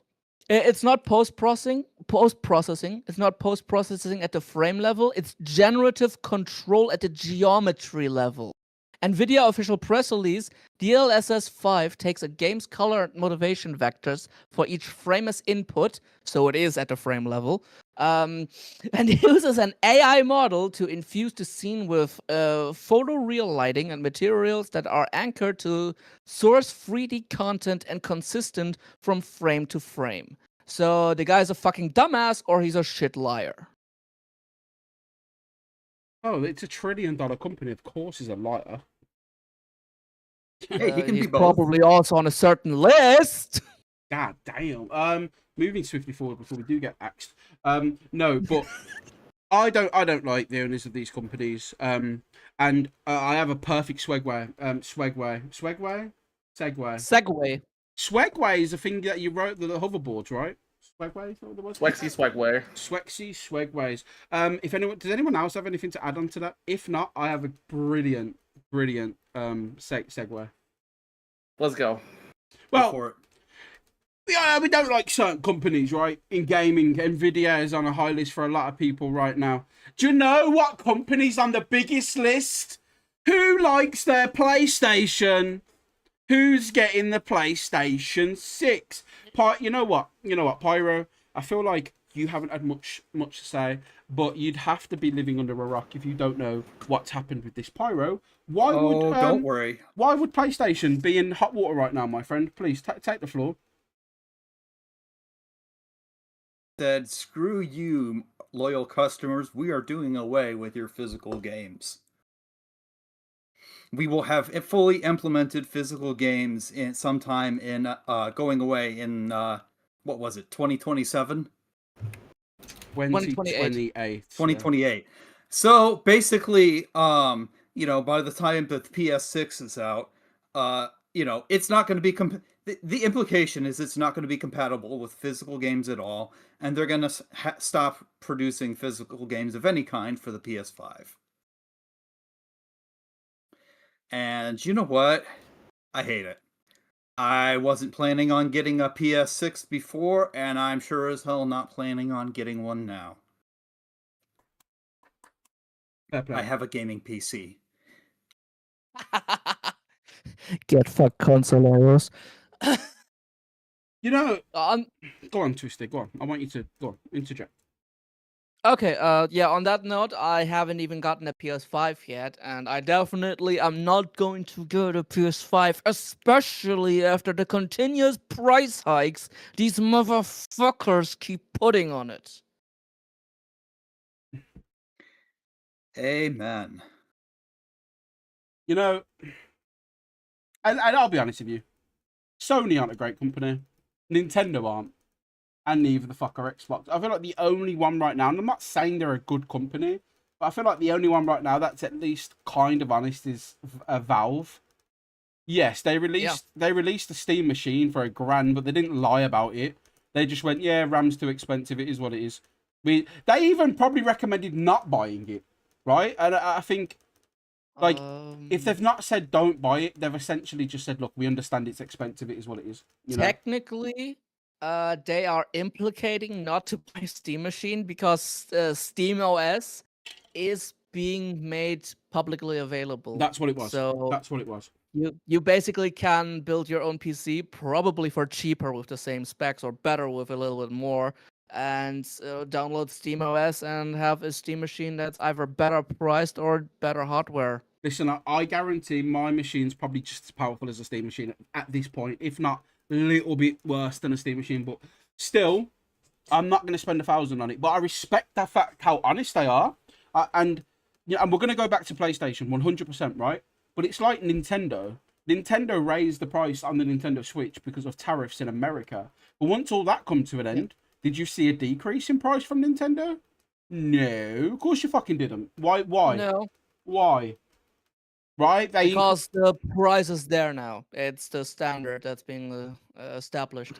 However, that there's one small positive that you have to mention, and that is that Nintendo is giving everyone like a, what was it, a 4-month window to basically get it at the old price. That's the only small positive thing that you can glean from this. They didn't say, you know what, tomorrow it's gonna be what was it, 500 base version and like 550 with a game, something like that at least. That's gonna happen tomorrow. No, they at least give some time. Price increase, it I hasn't even happened here yet. September Yeah, 1st is when it goes from yeah. $500 to 550. Oh, like that, yeah. So as much as I fucking hate Nintendo, I have to give them at least that little sliver of credit that they didn't do it right away, which is what Xbox and PlayStation definitely have done. PlayStation play has limits. We love our customers. You know what's The funny? limit is you owning any game. You know what's hilarious? Xbox had the ultimate checkmate move. They really did, right? When PlayStation announced this end of, physical media, right? Xbox would have had the ultimate Uno reverse card. They could have released a video themselves saying, on the Xbox Helix, this is how we share games. And they could have gave their colleague the game and have their colleague say, thanks. Mimicking Sony's video 13 Yep. fucking years ago. Xbox I could was have gonna done mention that. Bro, Xbox could have done that, right? They could have went, do you remember what you did to us 13 years ago, you bastards? How's this? Right? If they had any common sense, which they don't, because they put all their games, I mean, it's pointless owning an Xbox if you've got a PC, honestly. But they could have just done that. They could have went, with Xbox Helix, this is how you share games. And they could have had the biggest power move of the current generation since the Xbox 360. They really fucking could have. But the question is, Sony are going to be stopping physical media. They're not going to reverse this move. I don't know if any of you in the chat think they will, or any of the podcast hosts right now. For a fact, I promise you they won't. Wait. A quick interjection. Sorry, I have to do this. That's okay. I completely blanked out with that sense, as Xbox have announced that they're gonna test their disc to digital feature somewhat soon in the future, where basically you get a license on a CD, and the console will then check for that license from the CD, and you then get a permanent license to play whatever game you bought. So they kind of want to circumvent people feeling ripped off, rightfully so, by Isn't the way. that just backwards from- compatible, though? I have no idea, sadly. Okay. I have no idea. It's still in the early phases, so it Yeah, hasn't even exactly. been fully rolled out yet. Developmental stage, basically. Okay. So that's fair. That's fine. I just wanted to interject that really quick because I blanked out with that. No, that's okay. That's okay. So yeah, what I was saying essentially was, right, is let me think. What was I saying? What was the point that I was making? Yeah, no, sorry, they're not going back from it, right? This is the new norm. It is what it is. I don't look on a lot of today's podcast. Me, Pyro, Napster, and Twisty have basically just been one side me, one side them. I'm not going to disagree with them on this in the slightest, right? I'm 100% on with them. Physical media should not die. For those who think, well, I mainly only play my games digitally, right? I say this to you, right? Earlier this month, or July, technically last month, Sony removed, I think, 500 movies from their service on PlayStation. And even if you bought the movie, it got removed from your PlayStation, right? Or from your account. Even if you no compensation given, by the way. No compensation, no nothing, no fucking just see you later, gone, right?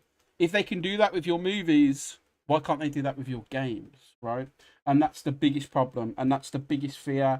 And again, I'm one of these people, if I can see a pro of it, if for example, because there's no more discs, all of the games are going to be cheaper now, $10 cheaper, I might hang on, I might see a pro, but that's not the reality. The prices will stay the same, if not get worse, right? So Yep. there's no pro to not having physical media, right? Now, I haven't bought a physical product in fucking years. Actually, tell a lie, I bought Mario RPG for like £15 from CX earlier this year, so I have. But people might think, well, MFG, you're a bit of a, what's the word? Contradictory, right? Why are you arguing for it if you don't buy physical media? The thing is, there's a choice, right?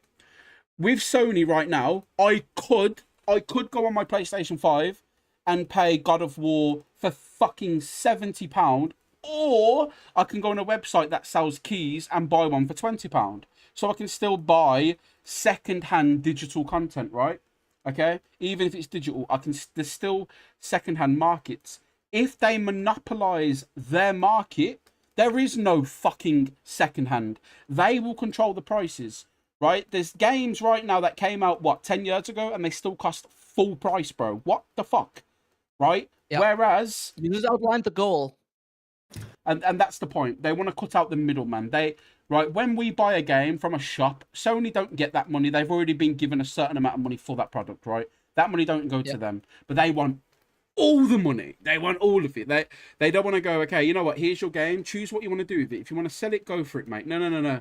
They want to say, yeah, here's your game. You're not selling it. You're not going to make no product. We only make the profit from it. It's a really bad. And we're only fucking gonna let idea. you play it for as long as we think that it's valuable for you to play it. Yeah. So, Once we I'm don't gonna think that jump in anymore, here. it's gone. Go on, Napster. I'm gonna jump in here because you brought up something interesting about them monopolizing the market. How many of you have heard about PlayStation's dynamic pricing? Oh, I haven't. Please tell me. God. So, there has been a proven case of PlayStation giving different discounts to different players on the same games. They are giving bigger discounts to casual players who do not buy games very often on the PlayStation Store, and smaller discounts for the same games to people who regularly spend money to try to entice players who don't buy many games on the store. So, this is actually... How many of you are fans of the Netherlands? Anybody know about this story? Love them. Like my favorite team. Go for it. The fact that the Netherlands is suing Sony for monopolizing digital video games for $457 million. I love them even more. Wow. They're definitely earning points back with me. Yeah. Wow. Wow. Apparently it's 4 different nations now. Who else is joining the... Have you seen that meme of just someone on the floor and there's about 10 people stamping on him and it's just memes of companies? Just Apparently Mexico, the Netherlands, the UK, and there's been a couple filings in California. Yeah, Japan's not getting a good rep this month, is it? Fuck you know. I mean, the problem is this whole thing started with Nintendo. Like, Nintendo started this whole process in motion, and 3 out of the 4 of us in this call are partially to blame for it, because they gave us a system that they say, you have the license to play, we can revoke it at any time. Yeah. Yeah. And we all went hooked. Do Like, I something with love the my console Switch we 2. don't like. Kaboom! I love my it's Switch gone. too, but it put us in a very dangerous waters because now buying isn't owning. Buying is Yep. licensing. It's a very dangerous slippery slope. Actually, this kind of begun with the Crew, like fucking years ago.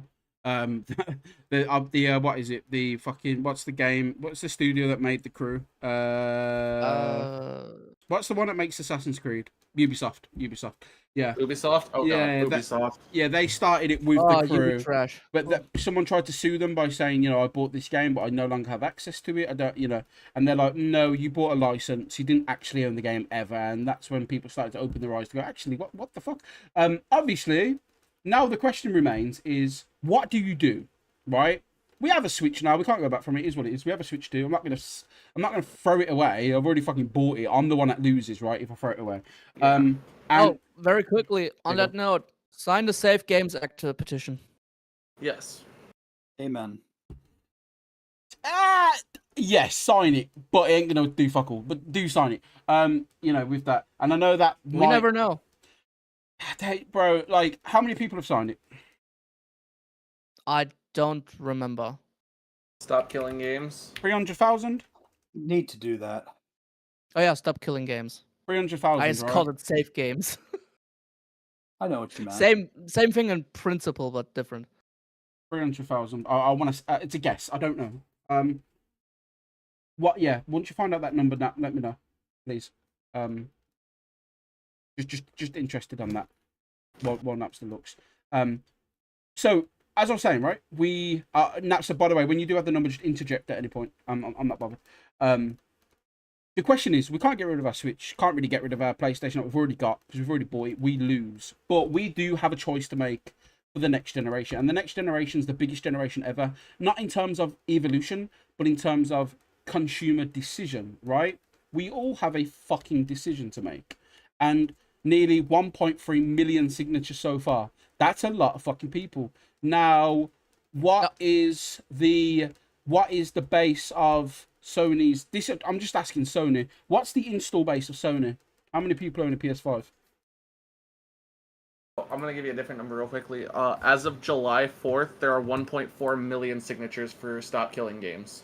Awesome. And what's the user base for a PlayStation 5? Like, how many people own one? Last I saw, over 90 million people have a PS5, or Yeah. they've sold that many consoles. Like 90 million, right? So that is let's round it up to about 100 million. By the time the PS6 come out, I think 100 million people will have a PS5, right? I think that's a fair estimate to say. Right, let's just round it up. So what you're saying is 1%, 1.4% of the install base have signed a petition. They aren't going to give a fuck about 1.4% of the install base, bro.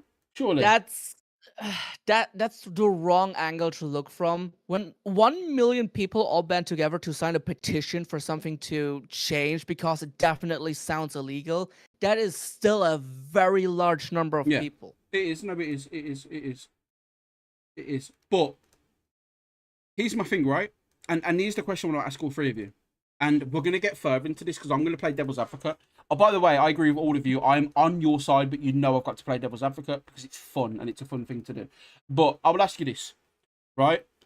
Does this impact Sony's business going forward? And by the way, Sony have responded, and the only time they did respond was because they was in an investor meeting. So the only people they responded to were the people giving them the big dollars, right? And of course they responded to them, and they essentially said, we don't think this will impact PlayStation business. We do have to think about the players though, because they do have feelings. Apparently, basically very mocking, very just a horrible language to use, essentially. They basically said, we hear you, but fuck off. Okay, yeah. So now my question is, they don't think this will impact their business. Now, maybe it won't. For me, I'm never buying a PS6. I don't care.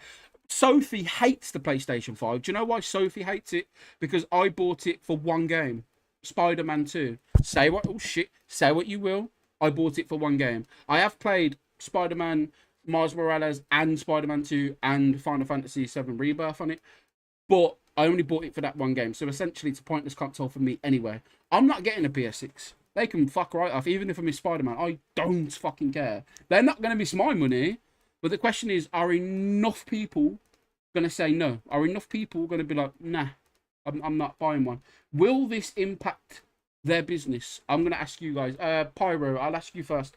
Will this impact PlayStation for their next generation? Because PS5's done, bro. Regardless to what you think about it, PS5's done.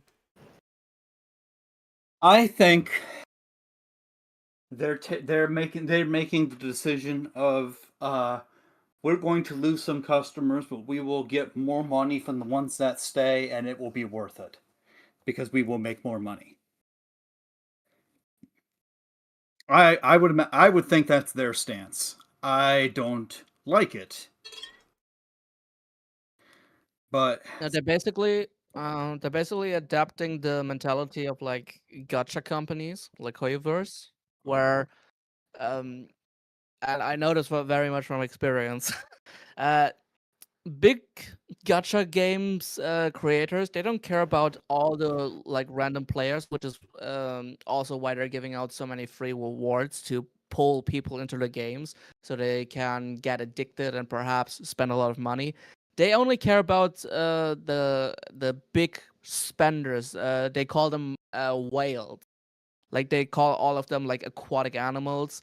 A little fish who's like spending, I don't know, maybe 10 to 20. The little fish don't make the waves, but the whales make the waves. Yeah, Whales, exactly. dolphins. Yeah.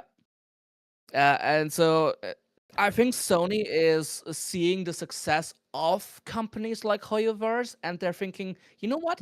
We want the same shit. We should ditch all the small spenders who only get like, I don't know, like the consoles, maybe even secondhand or big discounts because the console has outlived its usefulness and they only get games on discounts or whatever. Let's ditch all those people. Let's ditch all the people who think that people should have ownership over the things they buy.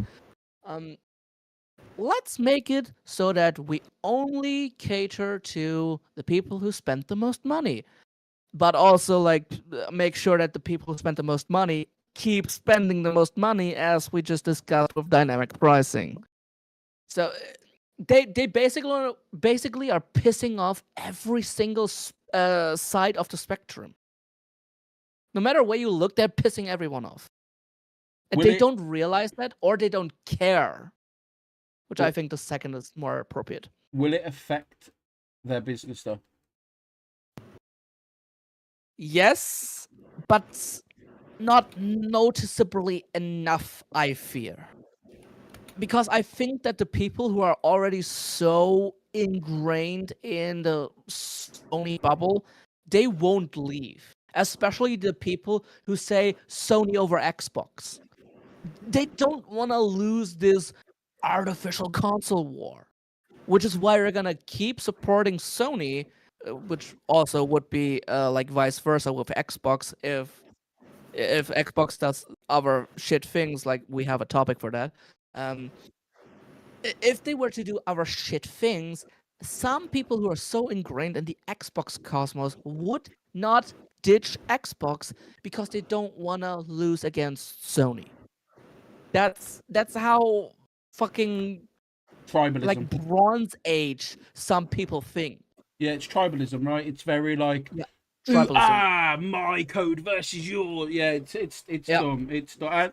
And you know, before I asked Napster and Pyro about whether it, I think Pyro, did you answer? I think you answered about whether it affects their business, right? Tell me if I'm wrong. If not, sorry. My stance is they think this is gonna make them money. It will affect their. I think it will affect their business. I don't know if it affects their bottom line. I hope it does. Okay. Napster, before I ask you, I just want to continue on from Twisty's point. For anyone, console war, regardless to what you like, whether you like Sony, Valve, I'll give it to you like this, and this is the truth, whether you like it or not, right? The way it goes is this. Xbox is at the bottom of the barrel. But the reason why Xbox is still alive is because it's Microsoft, and overall Microsoft is above all of them, right? But in terms of games, it's bottom of the barrel.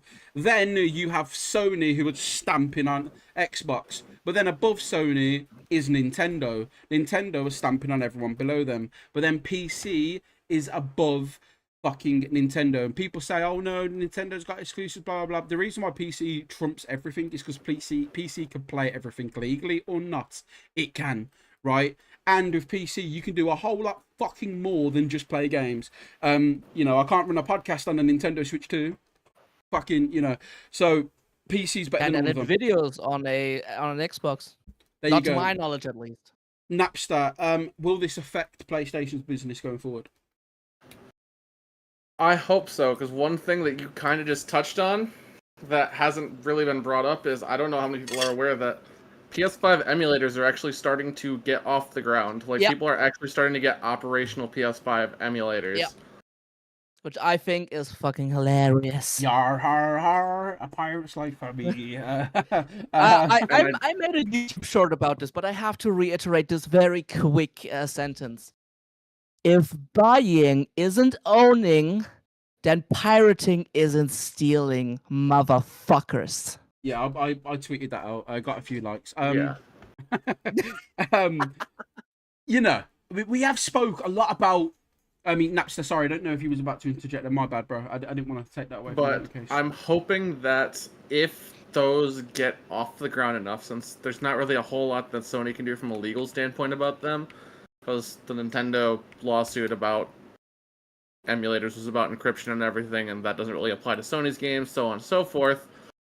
I'm hoping it'll see more of a financial impact on them. There will, like you guys said, there will be some, and the problem is a lot of people in a capitalistic society like we live in this day and age will what's the word I'm looking for here?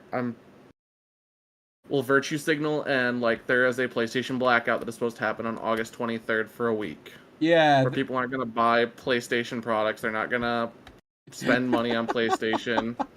Yeah. The problem is they're only planning it for a week. Yeah, let's see if they do it on GTA's release day.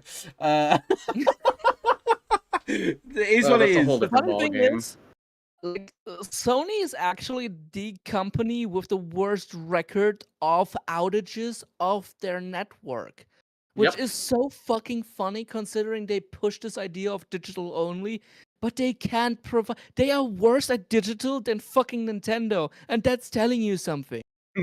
Okay, well, I'm going to say this, right?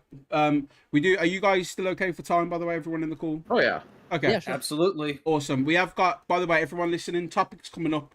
Power World Success. We are going to be talking about something to do with Pokemon. I'm going to talk about that. We're going to talk about homework games. And by that is I want everyone in the chat to suggest 1, 2, 3 games this year for us to go and play at our own point. Again, nothing controversial, twisted that involves AI. But I mean, some that we've all played, some that we've all liked and thought, oh my God, more people need to play this, right? Chat, I want you all to be involved in that too. We're going to get involved in, on obviously, so yeah, Power World Success, talking something about Pokemon specifically, GTA 6, because obviously if it's a gaming podcast, we can't not mention the biggest game of the year, right? There's a lot of fucking drama happening with that. But before that, we're gonna do a segment called this segment is called Devil's Advocate. Now I am going to play a Sony fanboy, and I'm going to argue with everyone on the podcast right now about being wrong. So I'm just going to turn my hat to signify I'm a different person now, okay? All right, I'm Jeff. My name's Jeff. OTC said if Sony loses enough money in these lawsuits, they might backtrack. Yeah, they ain't. You know why I don't think they backtrack? Because I think they've already developed the PlayStation 6 in mind without a disc tray. And I think at that point, they've already spent so much money on it, they're not going to backtrack. But, yeah, so listen, yeah. No, this drive that cost you like $40. Ooh. Okay, so, Twisty, you think that what Sony are doing is wrong, right? Yeah. Okay, well, let me ask you this then, right? Digital games can't get scratches on them. Oh, cool. Have you considered all the regions on the world where you don't have an internet connection or a very unstable internet connection, so you can't actually play your digital media? It's 2026, Because I bro. live in that situation right now. It's 2026, bro. Who doesn't have an internet connection? Welcome to the fucking world. Well, listen, if you don't have an internet connection, maybe you shouldn't be trying to play video games then, should you? You've got bigger concerns, bro, than playing video games. Fix your situation first. Why? Yeah, I have so many bigger concerns, like living life and not being a PlayStation loser. Listen, you say PlayStation loser, bro, but PlayStation's moving with the times. They know that not enough people are going to drop off their system. They know that. And Napster, you mentioned this blackout. What's it going to do? What's it going to achieve? Nothing. Because when Grand Theft Auto 6 comes out, that's right, PlayStation own the marketing rights to that game. When Grand Theft Auto 6 comes out, it's going to be the biggest game on the biggest console, and a blackout will do nothing to my boy Sony, okay? What do you say about that, Napster? You think a blackout You're will not do wrong. anything? You're not wrong. PlayStation chuds make up 74% of Grand Theft Auto's microtransactions.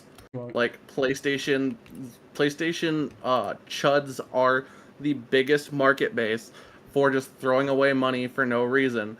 Congratulations on being the 1% of the losers. Yeah, man, that's right. Yeah, You're right there with Elon Musk.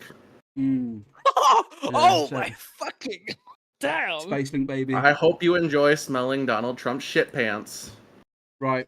And also, By the way, on that topic, really quick, I just want to say on Twitter, they had a collaboration, like they had this coexistence of like their logos aligning.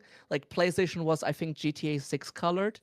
Once they dropped that bombshell of going digital only, GTA developers, Rockstar told them to take off the fucking collab profile picture because they were that disgusted by it.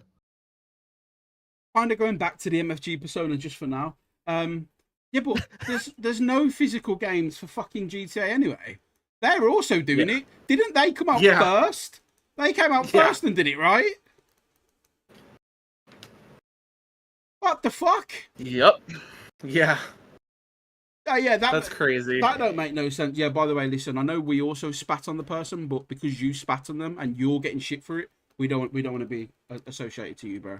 Essentially what they've said, right? Because GTA spearheaded this, right? Let's be honest, Grand Theft Auto is the problem. Like, obviously, it's the biggest game in the world. Don't matter who the fuck you are, what game you like. GTA is the biggest game franchise on the planet, right? In terms of sales, there's nothing bigger than it. They can say we're not having a physical game. Fuck you lot, and it's still gonna break records, right? I know Twisty's checking that up right now, but yeah, they brought that announcement out, and then Sony brought out the physical disc, right? I believe that's physical gaming. Yeah. Franchise, yeah, no, not by franchise. I mean just video game in general. In video games, Grand Theft Auto absolutely fucking dwarfs Pokemon. In terms of, it's not even close. But Grand Theft Auto is miles above Pokemon. Oh, sorry, I said Rockstar Take-Two boss. Yeah. No, that is Take-Two company, bosses. Yeah, the Take-Two is Rockstar's boss. Yeah, no, that's fair. But Rockstar, nothing's gonna happen to them, right? And listen, okay, maybe I'm part of the problem, but this is what I've said to myself as a gamer. This is what I've said to myself.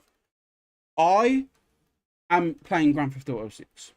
I have waited 13 years of my life to play this video game, right?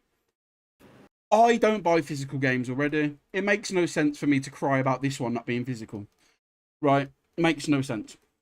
I don't own GTA 5 physically. I did when it first came out, but I don't now. So it makes no sense for me not to buy GTA. But Grand Theft Auto is the last big release that I will buy on release day. Because I think the only other game that I probably would give myself this rule is Elder Scrolls 6. It is 6, isn't it? The new one. Yeah, yes, Elder Scrolls 6. Right? That's another game where I'll say, well, I've waited for it so long. And Kingdom Hearts 4 as well. Games where I've waited like a ridiculous amount of time for, I'm going to buy day one. But most games, I'm not buying day one. I fucking refuse. GTA again. Listen, I am. It is what it is, man. I would also argue that Tetris, Minecraft are bigger games number-wise. GTA holds the biggest record. I'm sorry. I mean, it's like this, right? I know. You're technically saying it with a bit of banter. There's not been a Minecraft 2, 3, 4, or 5. Minecraft's just one game. In terms of one game, but like GTA 5 alone, like GTA 6, it's going to be scary. But, we may as well get into it. My devil's advocate didn't really go too far with PlayStation. Because, as Napster says, he can't argue, really. You can't really argue with it. Unfortunately, I don't think their business is going to be impacted. But we're mentioning GTA 6, so we may as well get into it. Is anyone excited for Trailer 3? No.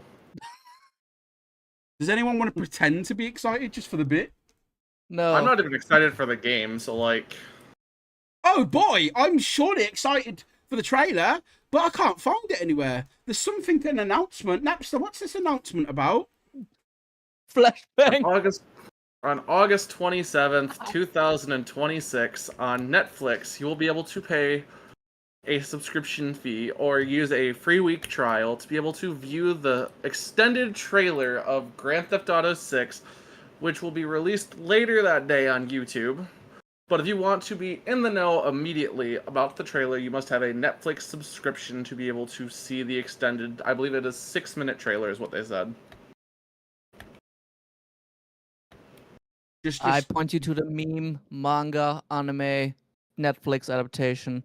It is peak, really, really good most of the time, utter trash. Well, I'll say this to Twin. I'll say this, right? In fairness to Minecraft, it is fucking everywhere. In fairness. It's on fridges.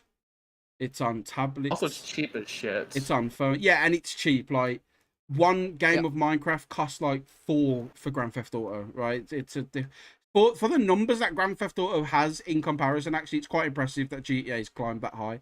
Also, Minecraft's everywhere. It's on my nan's coffin. Like, my nan can play Minecraft while she's dead, right? Technically, we also have to consider that GTA has had multiple releases, different consoles, and they also had like an enhanced edition, I think. So all of those things also contribute. But then so has Minecraft. Minecraft has had they have like Java and No, Bedrock. I mean they had Xbox 360, PS3, Xbox One, Oh, PlayStation 4. yeah, Sa- of course. But Same as GTA, right? yeah, And anybody Yeah, who yeah. console Sure. games, they would buy Yeah. the more upgraded version, whereas PC they don't need to. They just constantly update the game. But going on to I was just thinking about PC Minecraft for some no, that's stupid fair. reason. No, that's fair. That's fair. And Nintendo, and again, you look at PlayStation and Nintendo with easily 90 million user bases. All of them are going to buy Minecraft most likely, for their kids or whatever. So it's no surprise that Minecraft's as high as it is. Same with Roblox. That wouldn't surprise me if it had more users than fucking GTA. But Don't even mention Roblox. What about League of Legends? I League know of League of Legends Legends is is a a more free game profitable though, game. so It's made more money than Grand Theft Auto. League of Legends, yeah, but okay, probably in terms of how long's League of Legends been out for? 2011? 2010, 2011, I think, roundabout. 2009. Fuck. Yeah, I mean, Really? we got what GTA 4 2008, then we had GTA 5 2013. So I'm not too surprised. Like again, it's like I don't know. Let me actually have a look. It has at earned double the money of GTA 5. League of Legends. What is it? Revenue? Is it Considering they're basically making net profits, I am not surprised. Yeah, League of Legends has made $15.3 billion in its lifetime. yeah, that is crazy. What is it? Okay, 18 billion. Okay. Wow. Yeah, that's insane. That is crazy. And I think what, and Grand Theft Auto franchise has got what 10 billion. So it's not double, but it's definitely impressive. The number I saw was 8 billion for GTA 5. Yeah, that's just GTA 5 though. I'm talking the whole franchise, right? In that regard, because obviously GTA. In that case, put like 50% on top because GTA 5 was like generational in terms of what they earned with it. Yeah, but I mean, no I game, think 12 billion is a fair estimate. no games. I mean, if we're going by GTA has more time, though, by that logic, you're including GTA 1, GTA 2, GTA Vice City, 3. Oh no, League of Legends still beats it, even though Yeah. GTA's had more time. So the argument isn't GTA. I was interested to see what. It's mad that GTA 5 has made 8 billion of that whole 10 billion franchise. So GTA 5 just dwarfs its entire franchise fully, well, right? 10 billion. Okay. So Yeah, it carries the Grand Theft Auto franchise. but my point with records for GTA is no game has ever done what that game has done on its launch date. No game. You can Google search anything you want. No game has ever sold more copies than Grand Theft Auto on its launch day. Like I'm sure it made like what 1 point something billion on day one. No game's ever done it. Like check by all means. Maybe one's come out in a recent year or so that's done it. But even if one has come No, I out, think you're right. I mean, in pop culture, I think GTA is the biggest game, even above Minecraft. in terms of launch, what's the biggest game launch of all time? I think it will be GTA. We'll see if I'm wrong though. It looks like it is Yep, Grand Theft Modern Auto. Warfare? Nah, GTA 5. If you adjust for inflation, I'm pretty sure. GTA 5 holds the record for the biggest video game and entertainment launch of all time, grossing a staggering 800 million within its first 24 hours. Sorry, and surpassing 1 billion within the 3 days weekend. Okay, yeah, so Yeah, right. True. so in terms of that. But my point is GTA 5 did that. Okay, GTA 5. GTA 6 is the most hyped game of all time. It will dwarf what GTA Yep. 5 did, right? And if GTA 5 did that and no games ever overtook it since, what the fuck do you think GTA 6 is going to do, bro? It's game over. Like, bro, it's fucked. It's fucked. Yep. And listen, I'm not saying it's a good thing. I'm not, right? I'm not. And I want to get into this, right? We are now getting into a world where we have to. Okay, yes, if you wait 6 hours, you can watch it on YouTube. But if you want to watch the trailer when it comes out, you have to have a Netflix account. Don't you think that's fucking bizarre? Yep. Yeah. And there's people We live in online. Oh, sorry. Go on. Go on. We live in the worst possible timeline for gaming. According to Rockstar, Red Dead Redemption 2 is the highest grossing opening weekend. Well, no, it would still go to GTA because GTA had over $1 billion in its opening weekend in 3 days, unless GTA didn't come out on a weekend. Like, But I know Red Dead 2 is Red Dead probably 2 was did probably great. very anticipated, but I don't think it beats. No, it doesn't beat GTA, GTA not a 5. chance. Again, Red Dead 2 is a much better game. Fucking love Red Dead 2.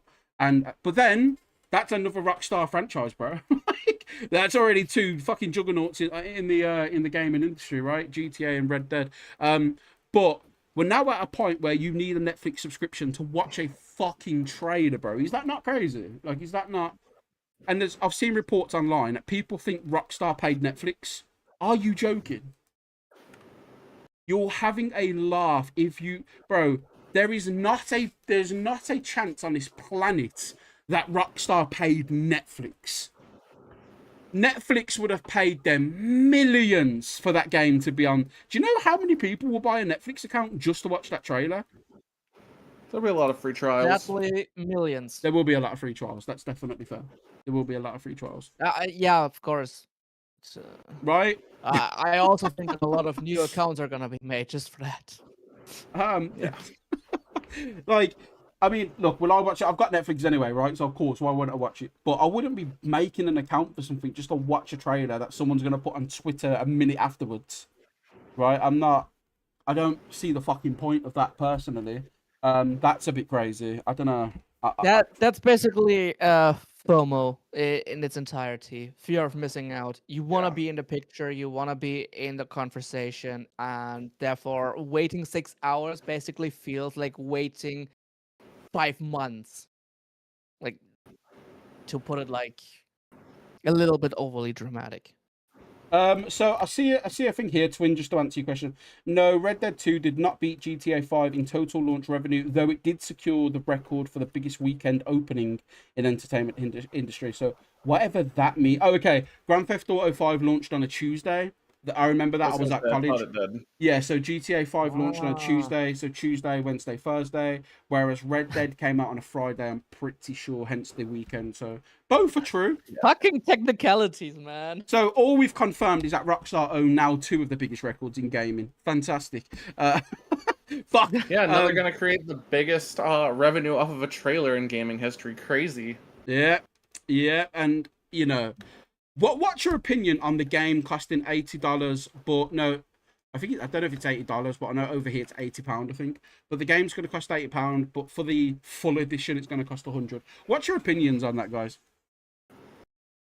First of all, the fact that you can't even access the full game without buying the Ultimate Edition is crazy. Like, the fact that GTA is locking stores behind an Ultimate Edition, like, just is wild to me.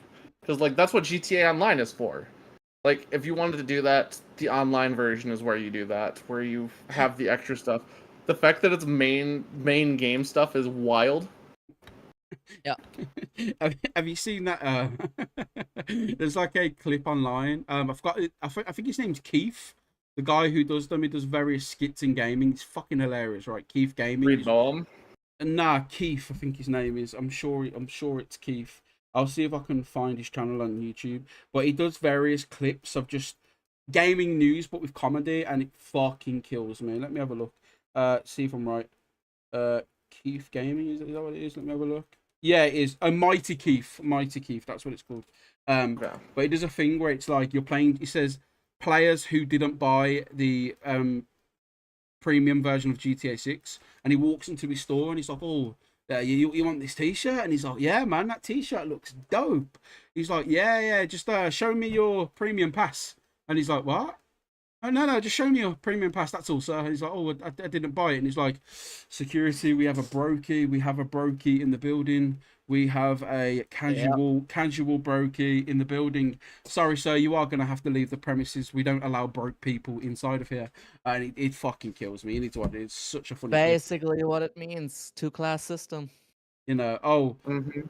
but then, do you really want to spend an extra $20? I'm going to, because listen, before anyone judges me, I spent $150 on a WWE game. You are That's full of bad dire. decisions. Look, GTA, At least you had it for content. I made more money from it, so that's fair, right? That is fair. I did make more money from it. I'm the But idiot, because I bought it without making money off of it. I mean, I'm gonna make money from GTA hopefully too, so maybe that'll cost me nothing. And also, just to give Xbox points, I can buy one game and me and Sophie can both play it at the same time without having to buy an extra copy. So, shout out to Xbox, I suppose. But again, saying that, right, I will be buying the premium edition of GTA. Number one, I've waited 13 years for it, whereas WWE bring one out every single fucking year, so that purchase is stupid, whereas GTA, I'll allow it, whatever. But how long until video games become standard $100? It's gonna be sooner than we want it to. I don't think it'll even take 2 years. I reckon. I would be surprised if it's not $100 baseline by the end of 2027 with the way inflation is going. Yeah, I think I agree with Twin. I think next year's a good bet. Next year's a good bet, I think. It's a dark day, man. But you know what?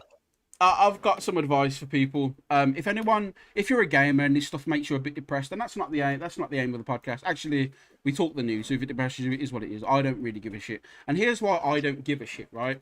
Because this year I've went back and played some bangers, bro. That are old games that I've really enjoyed. And do any of you boys have anything else you want to throw up about GTA? Because if not, we can move on to this. Yeah, Yeah, go I on, bro. want to mention one thing really quick because Ooh, on my brother. fuck every single scalper on the planet. Because the digital versions, the digital pre-sale promises, they went on eBay for like triple the price, as you do, and there are probably people who bought that, and I just question the intelligence of people because I went to the website of fucking GTA 6. I'm pretty sure that I could have bought pre-ordered GTA 6. Some people are just too fucking stupid to do that, I guess. Yeah, people scalping / paying scalpers for GTA 6 is proof of how AI is making the world a dumber place. Yeah. I'm just having a look now. I think Just imagine this one digital set of code that gives you an exe so you can install the game that's magically going to run out. they've took them off, to be fair, from eBay. They're not on there now, but they was because I saw them as well. They was on there because I also saw them. But I wonder, can you buy an air guitar on eBay? You Someone's dumb probably enough to can. buy it. Yeah. I'm gonna try and sell some air guitars, man. See if it's a profitable business. But We sell air guitars for $10 each on eBay. hiya, mate. Has it arrived? Yeah, it arrived the moment you bought it, mate. Have you checked your hands? Yeah, Gibson branded air guitars, guys. MFG. I'll give you one with a signature. Signed by MFG. They just sent, how do I play? Just imagine you're playing with Mandingo's cock, right? You know, just... What? Yeah, you're just playing with, it's just up there. Please don't record me doing this, folks. Anyway, on to the new segment. Talking about successful launches of video games and talking of games that are rather successful. And I know this might hurt Twisty, but I don't The think joy any... left my soul. Thank you, Twin. Thank you. You can always count on me. I'm joking. I don't have a soul. So 2 years ago, a game launched, and I was anticipating this game's launch, not because I was going to enjoy the game, because it just looked fucking hilarious. And it turns out this game actually blew up and even pissed off at Nintendo. The game I'm referring is Power World. Now I'm going to show you a message on my WhatsApp from a friend from school, right? I'm sure he don't really give a fuck if I show this message. He'll probably laugh, so you know, because I know him. Right. So let's have a look. He put, "Do you still play Xbox? I put mainly PC these last few months, but I still have an Xbox and PS. How come, mate? Do you use Steam? Just wondering if you play Power World. I'm obsessed with it." Right? Might be a bit hard to see that there, but there's the message. I'm obsessed with it. And I put, LeMayo, me too, mate. And after that, a good friend of mine, Onesie Burnett, what does he put in the chat? And all of you lot were there for that one, because you fucking saw it too. Onesie's also obsessed with the game. And we're not the only ones. I Because thought I could trust you, Onesie. the game reached 900,000 concurrent players on Steam. Bear in mind, it's not a launch of a new game. It's just an update to 1.0. I don't care what anyone says. That's a fucking phenomenal thing for that fucking company, for Pocket Pair. To have a game come out 2 years ago and to bring the full release out and you bring nearly 1 million people back, bro. Come on. That is unbelievable. Like, you know what? And not only that, they're beating Nintendo in the lawsuit. They haven't beat them yet, but they are beating them. Everything Nintendo tries to do, lawyers are stopping it. All the courts in Japan are stopping it. They've even been slapped by their own fucking game, Pokemon Go. Everything Nintendo are trying to do to stop Pocket Pair isn't working. To the point, Pocket Pair have now released a TCG, right? To further spit on Nintendo, they've released a TCG, which, by the way, is sold out fucking everywhere. You can't get a game at all. Me and Sophie managed to secure 2 boxes for us, and we're having a shit ton of new fun with it. scalping market. Woohoo! Right? A lot of scalpers are everywhere. However, the game's incredible. I don't know what to say, bro. I don't think anyone here has played it. I know Twisty refuses. But the game's fucking incredible, right? 1.0, genuinely, it does so much for the game. It really does. Even Onesie, who dropped off of it, he played it in 2024 for like a day and was like, yeah, it's okay, a bit boring. Even he's obsessed now to the point where he's bought a 5070 for his partner because they just want to play it in a more, like, I mean, obviously, I'm sure they can do more with that graphics card than just Power World, but they're obsessively playing it. Me and Sophie are obsessively playing it, like, and I've already completed it twice on the new system. If you folks haven't played Power World 1.0, 2024. Don't fucking do it. It was a different year. All right, it was a different year. There are some controversy. there were some controversies, like Cremis and Anubis. Anubis. You know what's hilarious? Anubis is the one they haven't changed, by the way. They just haven't changed Anubis. Like, fuck it.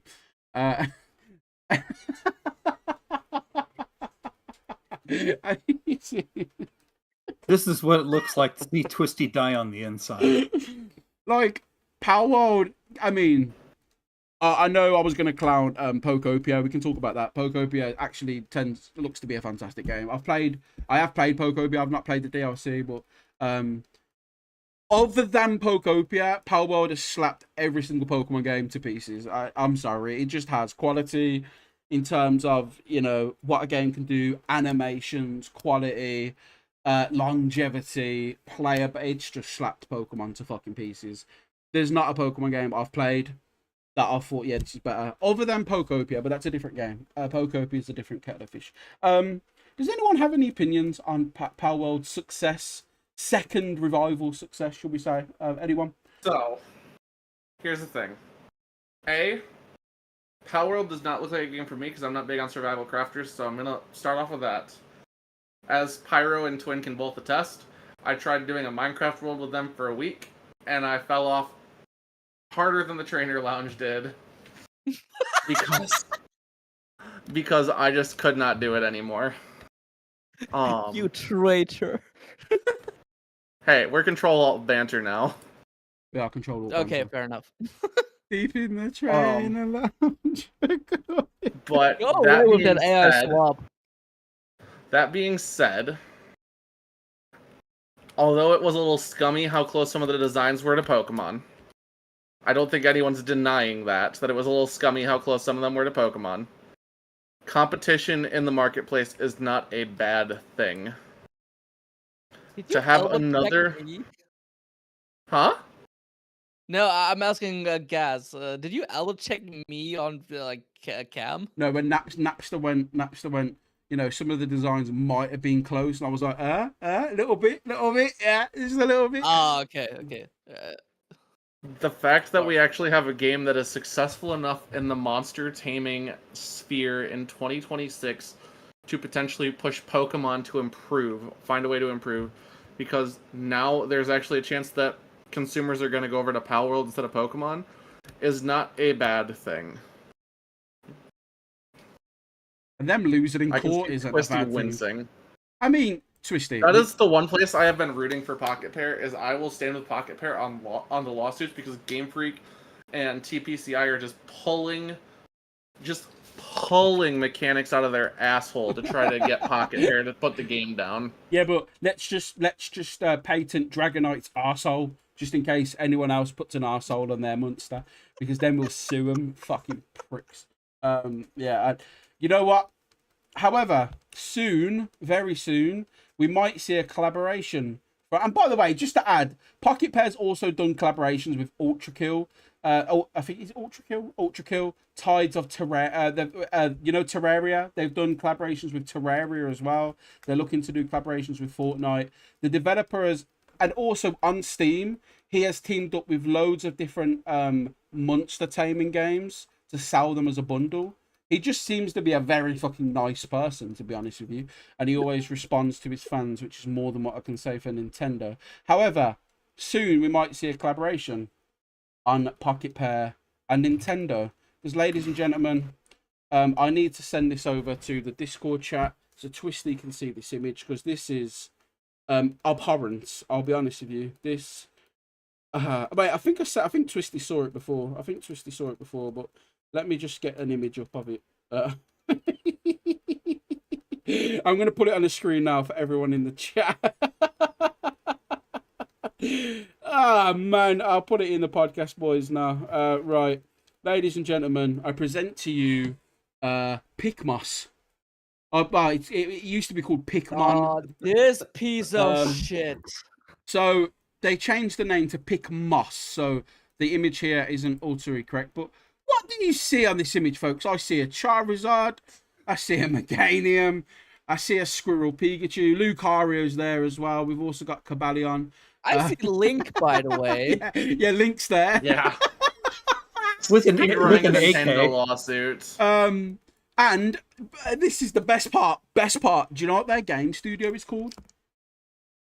Isn't it like Pocket Freak or something like that, or Game Pair? It's called Pocket Game. Pocket Game, that's what it is. Game Freak Pocket Pair. Pocket Game. This, by the way, is the precedent that has become a reality because of Pocket Pair. Can we? I just want you to understand that little bit of reality. Can we just get a pick? Should we watch a trailer together? And Twisty might not be able to if he hasn't got stream. But you know what, Twisty? You're gonna agree with me on this at least. If Game Freak were putting out good quality Pokemon games, then Palworld wouldn't even be a reality. Because people wouldn't have looked for for an alternative. Yes, it would be. Yes, it would be. But I'm saying, like, it wouldn't have near the sorry to popularity that it disappoint you, does. but the guy who didn't break into Nintendo because all he wanted to do was put out copy-paste slop, he would have been rejected either way, and he would have still founded Pocket Pair. That variable doesn't change. No, but I'm saying Palworld would not be a realistic competitor. It would not be as big a game as it is. Okay, from a competitor standpoint, I can understand that, yeah.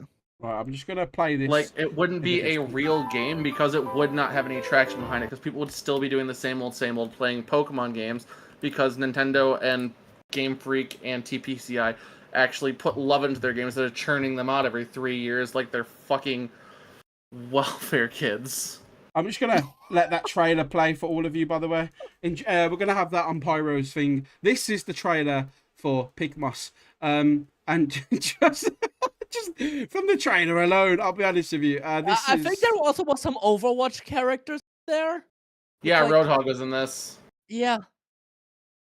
OTC for Life says, I don't think anyone's more obsessed with Pokemon than Logan Paul because it's making him millions. See, I think the Pokemon Fuck TCG. that prick. God damn. Decent wrestler though. No, I hope he. No, I don't wish physical harm on anyone, not even on him. I was gonna say I hope he tears his ACL, but no, that's not I acceptable. hope he takes behavior. a walk in a forest and trips on a rope. I hope his sleeves roll down when he washes his hands. yeah, I hope like when he goes to sleep, his pillows. That's a joke. Logan Paul doesn't wash himself at all. I hope his pillow's always warm. By the way, there's like a Giratina clone that was just on screen. There's so many monsters here that are from Pokemon and Power World, like so many. It's ridiculous. And also Overwatch as well. Yeah, Overwatch has got a character. Welcome Look, to the new president. it's the fucking mammoth from Power World. That's incredible. Ceruledge is there too. So like, who sues this first? Power World or fucking Nintendo? I don't even think Power Probably World. Nintendo. I don't think Power World would sue them. I think Power World would laugh, to be honest with you. Right, I don't think Power. I don't think that there will be any lawsuit at this, because this is now going to be a bastardization that goes ad infinitum. No, Nintendo are suing them. Look, it's fucking Link. It's essentially Link. They're suing them 100%. That's. As long as Nintendo is smart enough to sue them for intellectual property of characters and trademarks on actual like character IPs instead of trying to create video game mechanics to shut this down, then Nintendo wins that lawsuit 100% of the time. They haven't figured out that they have that they could have killed Pal World if they just would have been like, hey, this PAL is based off of this Pokemon and we can prove it, and sued them for that instead. Would you all judge me if I bought this game? Yes. Hear me out, right? Because let's face it, right? Oh, what am I doing? Oh, Christ. Hold on, folks. Everything's going wrong. Because let's face it, right? Pocket Pair, a little tongue-in-cheek when we say it was a little bit close to some Pokemon. I think it's fucking very close. Hello, Lucario! Now, I still bought Power World because it was Banter. Now, I want to buy this because I want to stream it and laugh at the blatant, like, my guy has just robbed a bank while screaming that he's robbing a bank and running off into the sunset. I can't not help but laugh at that. Like, that's so funny. Is that not funny? Am I morally corrupt, or is that not fucking hilarious? It's not can be about both. moral corruption. It's about seeing humor in something that's not funny. If I pirate this, am I robbing the pirate? If buying isn't owning, pirating isn't stealing. Bro, it's what Twin just said. Is that Link just riding a Charizard? Essentially, that's what I'm saying. Like, fuck it, all morals are out the window, bro. If they're stealing from fucking Power World and Pokemon, I'm stealing from them and pirating the game. I'm joking. I'm not gonna pirate the game because the game's not coming out. Right? They've already changed the title of the name to Pick Moss, and they're probably gonna have to take out all of the designs. I don't fucking know. Yeah, this game just got delayed 5 years. Yeah, that game ain't coming out. Nah, it's 5 months because they're gonna do everything with AI. Should we have a look at Oh, the? you're right. You're right. Should we have a look at the comments though for a laugh, just to see what people are saying? Yeah, sure, whatever. Oh, can I Imagine the Pokemon designs are just AI placeholders. wait there. Oh, they are. We all know they are. Where's the Oh yeah. Wait Oh there. my god. Let me just read some of these comments out loud. Future release planned for Nintendo Switch. Bro's got adamantanium balls. Try not to get sued challenge impossible. ChatGPT, make a game that's like Pokemon but isn't Pokemon, but it's like Power World but isn't Power World, and change it slightly so I don't get sued. Nintendo liars dropping down like Helldivers. Yeah, Twin just went with the craziest part of all this. What's that? For democracy. Let's have a look. This is supposed to be released on the Switch. Yeah, wait, no. This one kills me. The first trainer you face is a Nintendo liar. Wait, it gets worse. You should call your game The Legend of Power World Tears of the Pokemon.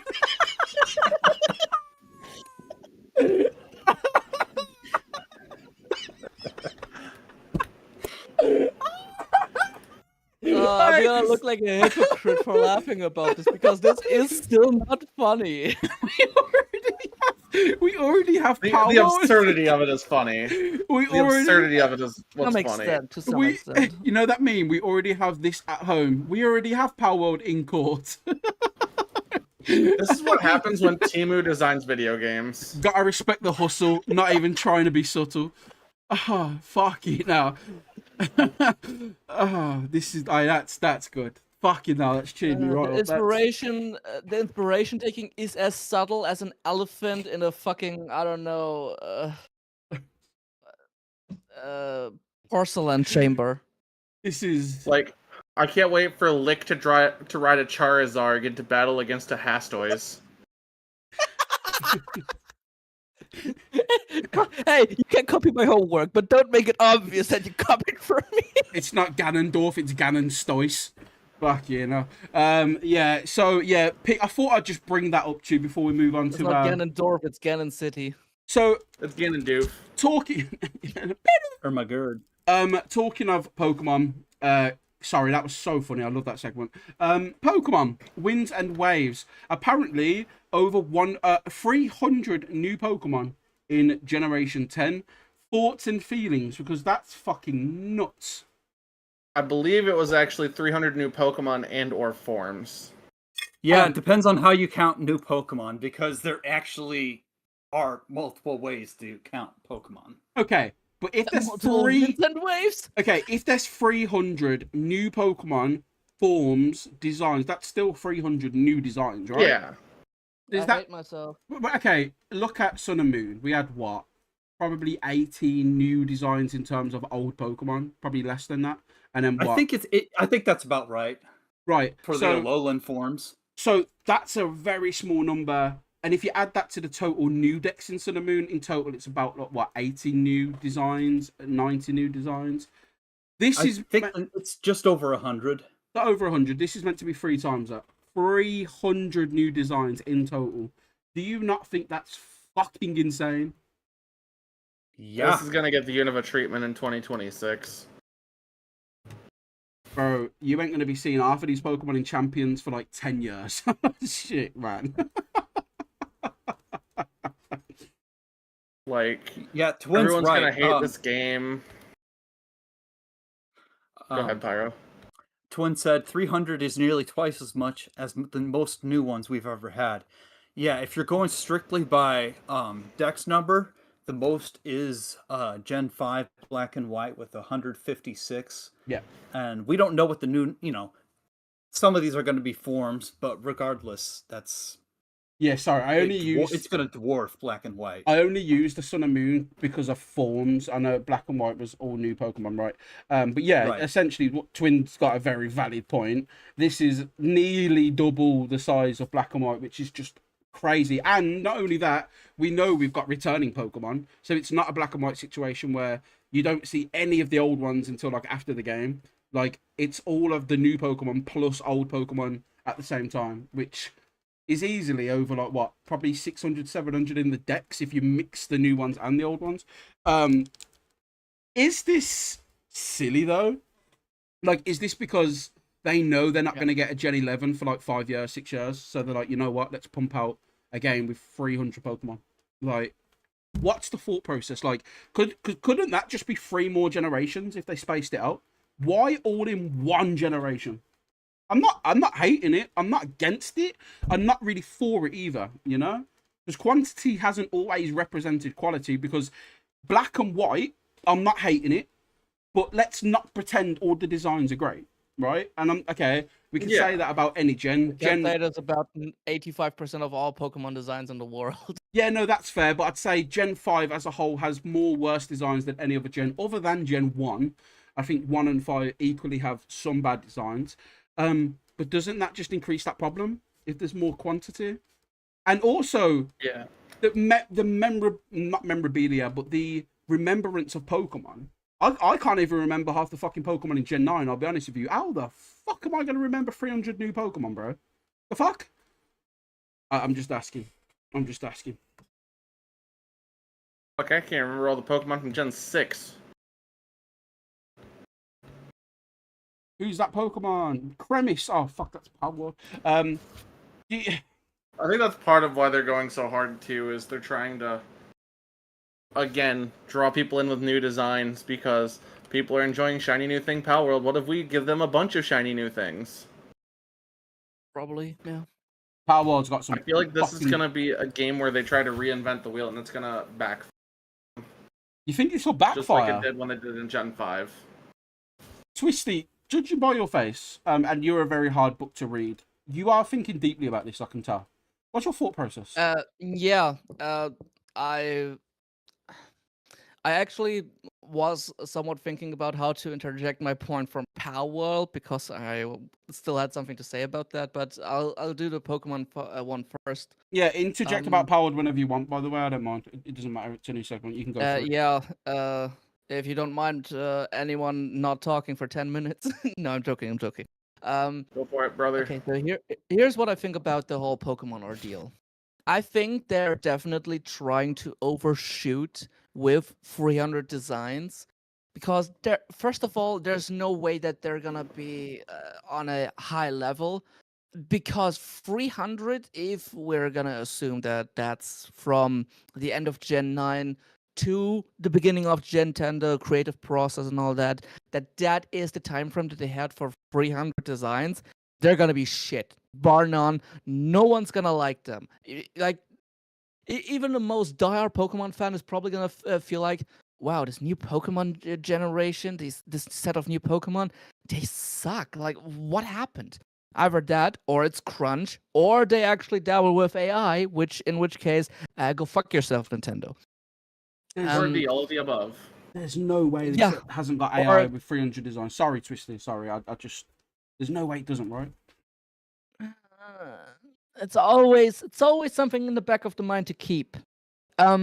Anyway,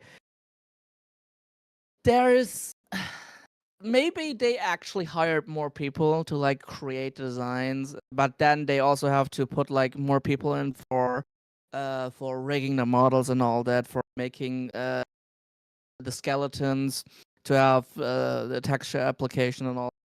So I'm not sure if they basically put together the two teams. Like, I think it's been well established right now that there are two teams developing Pokemon games basically at the same time. One is like a senior team that does, I think, the more streamlined basic editions, like Scarlet and Violet, Sword and Shield, and that. And there's a more innovative younger team that does like the quote unquote side games, like the Pokemon Legends games, for So, like, instance. Pokemon works, right? Yeah, exactly. So maybe they put both teams together, in which case I can kind of see the workload actually for that process specifically being manageable. Although I doubt it, because I don't think anyone at a Game Freak headquarters actually has a fucking idea on how to manage people.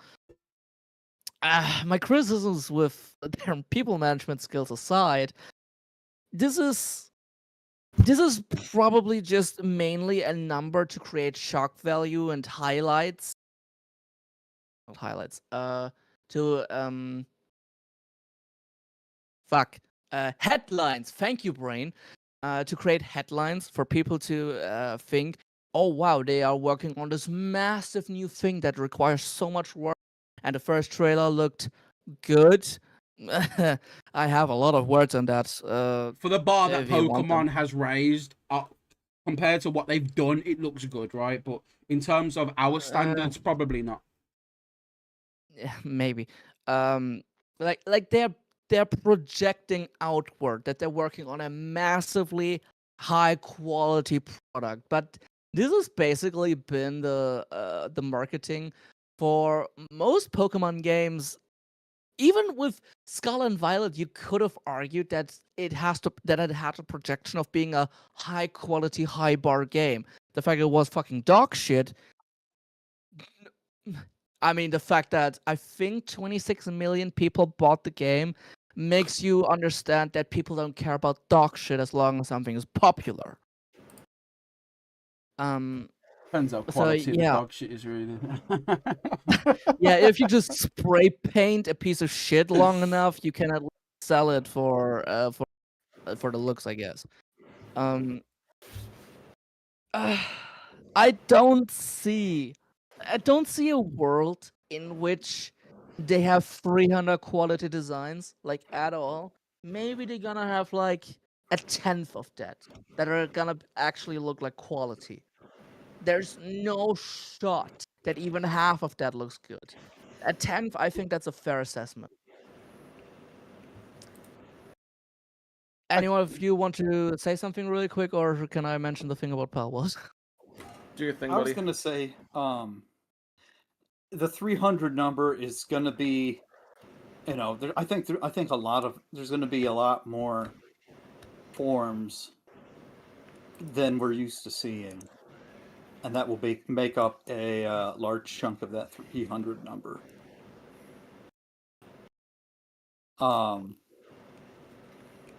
I've seen some of the other stuff that's been talked about in supposed leaks, and without going any details, it would be fair to think they're going to do more with forms than they have been. Yeah, I'll take a little look at those leaks. Twisty, by all means, you wanted to interject about Power, right? Sorry, Pyro, unless you haven't finished that point, my bad. I didn't want to assume. Nope, I was done. Okay, go on, Twisty. Yeah, because I want to reiterate something that I think it didn't cross clearly. I am not talking about the quality of gameplay with Palworld. I am simply criticizing the lazy, garbage, copy and paste piece of shit process that Pocket Pair is doing. They have a copy and paste Breath of the Wild. They have a copy and paste Arc with Pokemon designs basically in them, and maybe the gunplay of like some generic shooter. I don't really care about that one. I don't know about their copy and paste Shovel Knight ripoff. Has that released yet? Like genuinely, I don't know. That sounds like a no to me. So, what was the question? So What was the question? Sorry. they have a copy and paste Shovel Knight game that they showcased at least through like screenshots with I think that's the true. tagline in development. Yeah, that's true. Yeah. Has that released yet, or Nah. is that still in development? No, I think after the development. release of Powerworld, mate, I think they're just all in on Powerworld at the moment because more Powerworld projects have been announced since then. So I think that's their bread and butter. It's like Game Freak. They could make other games, but this is what's printing the money, right? So for what seems to be. Okay, but just as a reminder that that's something that they have also tried to copy paste. Now on the lawsuit specifically, I really can't be fucked enough to care about the result of the lawsuit. I want Nintendo to lose, but do listen to my wording because it's very specifically chosen. I want Nintendo to lose. I don't want Powell to win.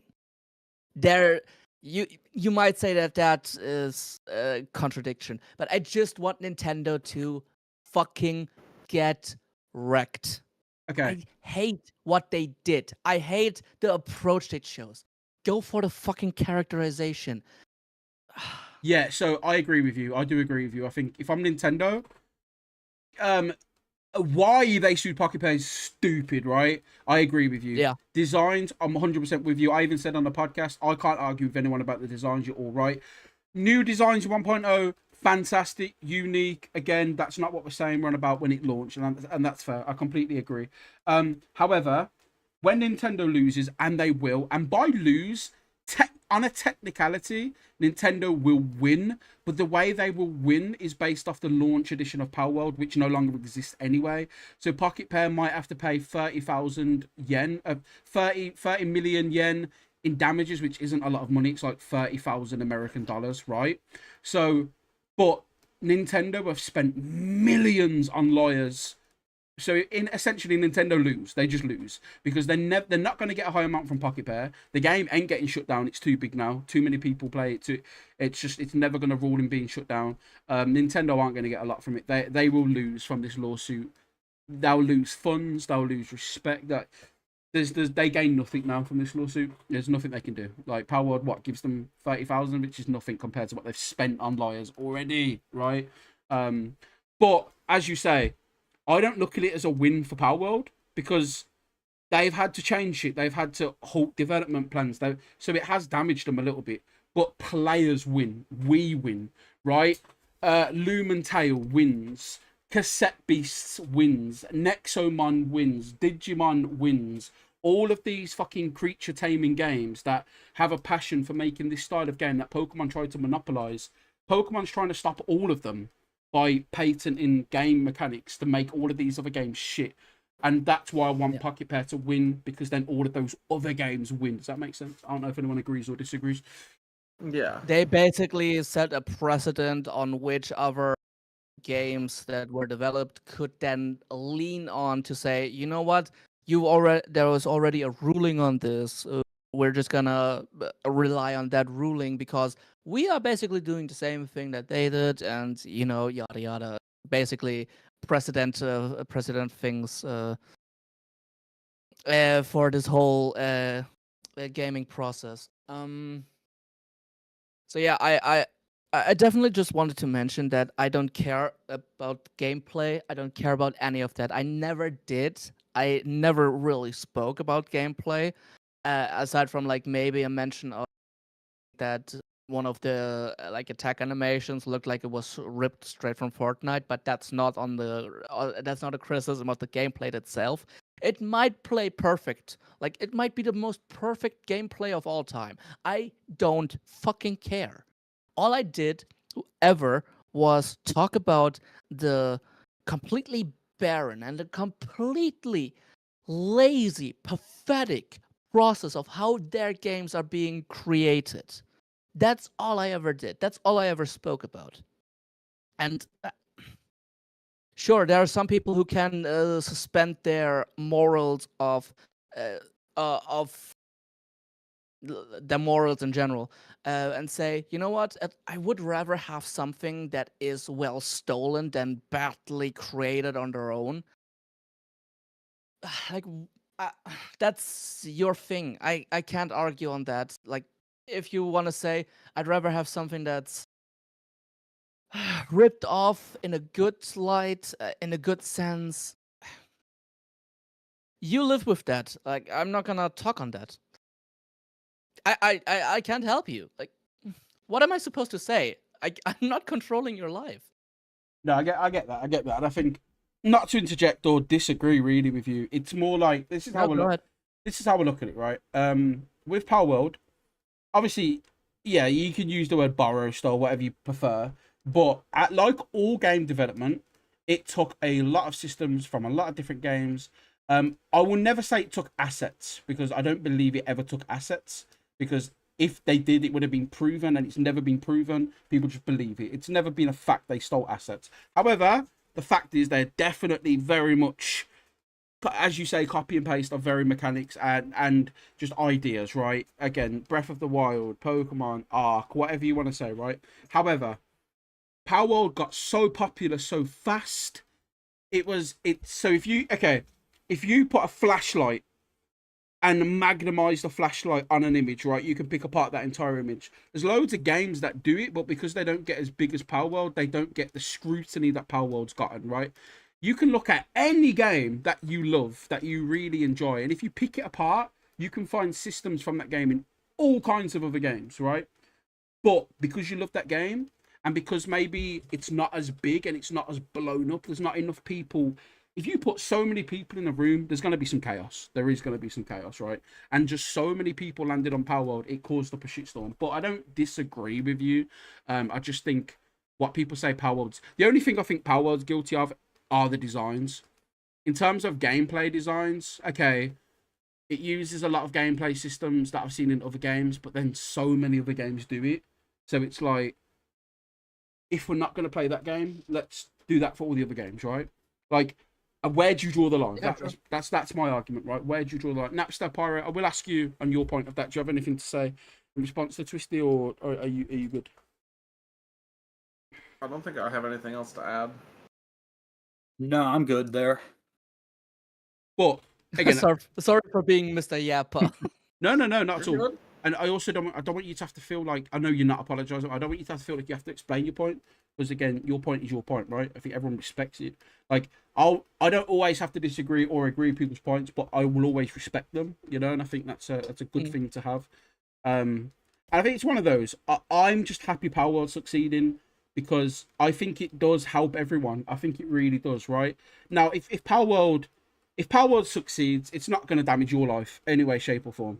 The only way it will ever shape anyone's life, all other creature games, the only negative we could have from it is if other creature games try to copy it and try to add survival. Like, now we're probably going to see a huge surge in fucking survival craft games, right? That's the only problem, I think, that comes from it, is we get so many more imitations, right? When someone blows I thought up... that the success of companies like Sony wouldn't hurt me at any point as well, but you know, depends on what they're gonna do going forward. Yeah, heroes Like, becoming villains and all that, right? Not to say Power World's a hero by any means. I'm just saying, like, I get your point. Anyone can be capable of going down that road, but the fact is, since, like, regardless of how you look at it, since Power World's launch, we now have a Pokemon game coming out that has took longest in development, more than any other Pokemon game, and they do seem to be putting as much effort into this game than any other Pokemon game. And I'm not the one on the podcast that said a delay for Pokemon's a good thing, right? I'm not going to say who said that, but someone said a delay is a good thing, and then we got Legends EA. I would.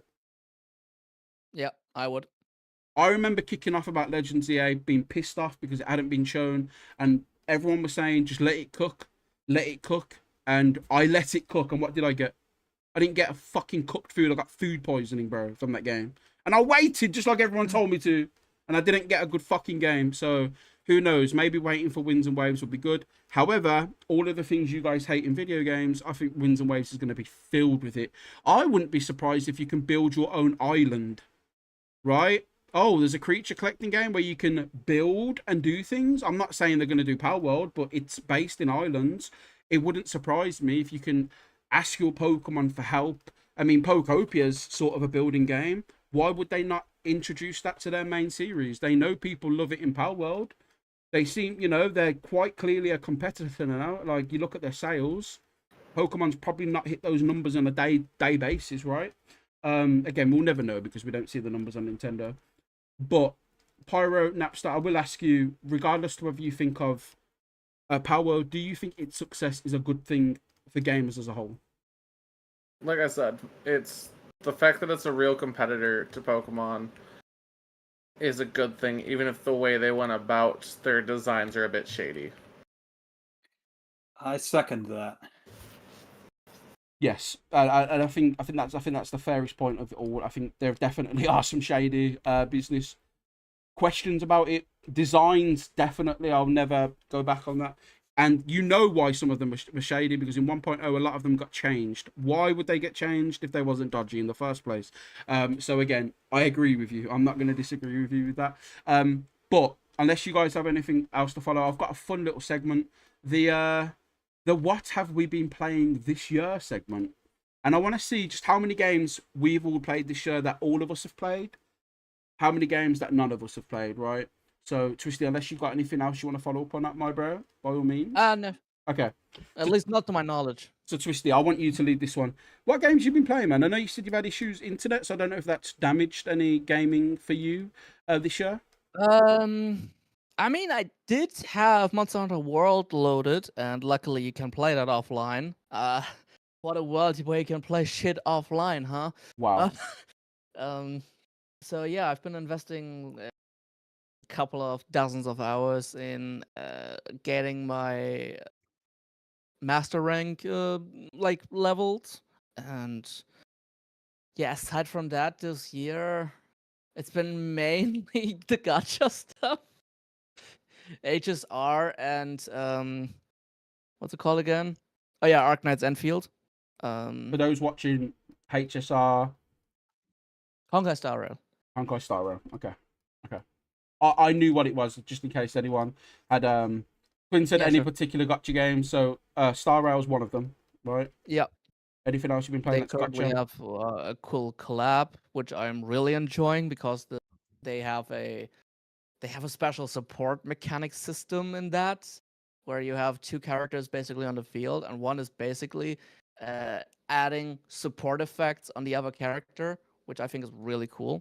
Like, there's general like support capabilities in HSR combat, but that's like, I think, a little bit too much to get into here, into That's all the okay. specifics that you can do.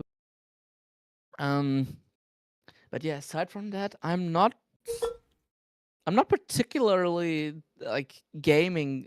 I mean, technically, I have played FM26 a bit, but not too much. Still gaming, yeah. No, that's fair, man. Definitely still gaming. Uh, yeah. I mean, I have checked out Uma Musume actually. Oh yeah, I mean a lot of people are playing Usume, right? Isn't that the fucking the horse anime? Bosco Racing. Yeah.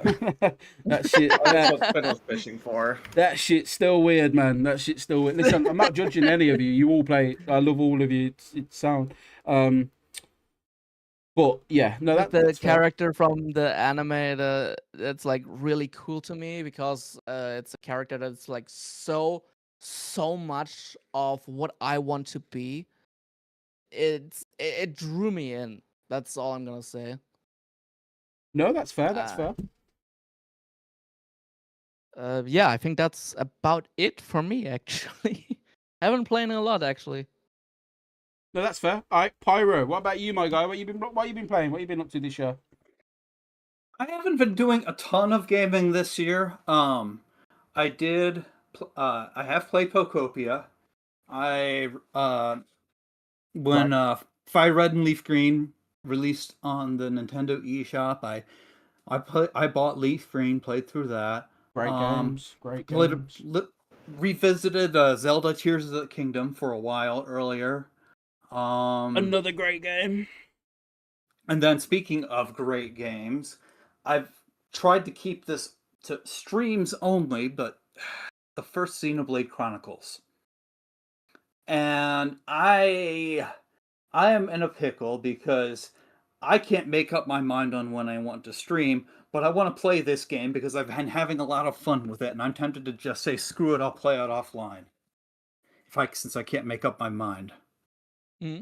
I have that problem. I not to interrupt, but you know when you're playing a game, you're like, oh, I want to stream it. I want to stream it so other people can see it. But then you're like, oh, but I Yeah. kind of just want to play it my That own has comfort as well. crippled my enjoyment of gaming as well. Yeah, I can definitely feel that. Okay, so you've had what? Tears of the Kingdom, easily 9 out of 10 game. Some problems with it, some problems. I've not played the Switch 2 version. Obviously, Leaf Green and Pokopia. We say what we want about Pokemon, but Pokopia is fucking incredible. Really good game. You know, Pokopia does a lot of things well. really does. It really fucking does. So, anything else other than those, and as well as Xenoblade? Not really, to be honest. Anything else has been maybe an hour, a couple hours here and there, and I can't really think of what they were. That's fair. Okay, that's fair. All right, Napster, my friend, what have you been up to this year, man? What have you been playing? I mean, I know you know the game I've been playing the most recently. I've been playing the crap out of Final Fantasy XIV. I've seen you on it a lot, bro. I have put in 110 hours in the last 3 weeks. Oh yeah. Woo. Fair play. Fair play. I started playing Big Walk last night, and that was a nice little cozy game.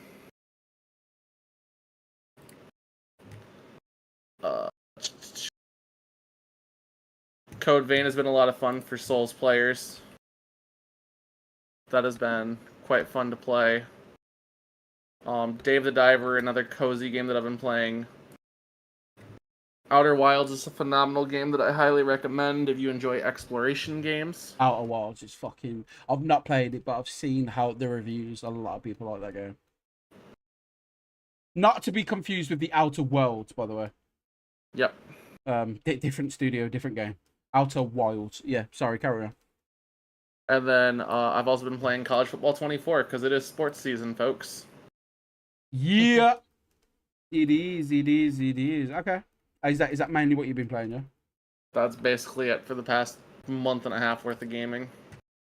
Okay, I've normally when I take a hiatus from the MFG channel, it's normally because I'm playing other things. For those who don't know, I'm not just a WWE fucking player, believe it or not. I have a lot of fucking interest, and I'm gonna get into all of that right now. I've played a lot of games over the past 4 or 5 months. I've played a shit ton of games. Me and Sophie have played through the entire Gears of War franchise, from Gears 1 to Gears 5. We completed every single Gears game in a matter of a week together on co-op. So from Gears 1 all the way to Gear 5. You'd be quite surprised actually just how short Gears 1 to 4 are. And then 5's just fucking unbelievably long in comparison. Me and Soph love that. Obviously you've got Gears of War E-Day coming out. Very excited for that. I've seen actually the beta's out now, so I'm going to download it so me and Soph can play it. So that's that. We've had a shit ton of fun with that. Now, obviously, we talk about Pokemon a lot. We have done, especially on the Train Lounge podcast, Pokemon podcast.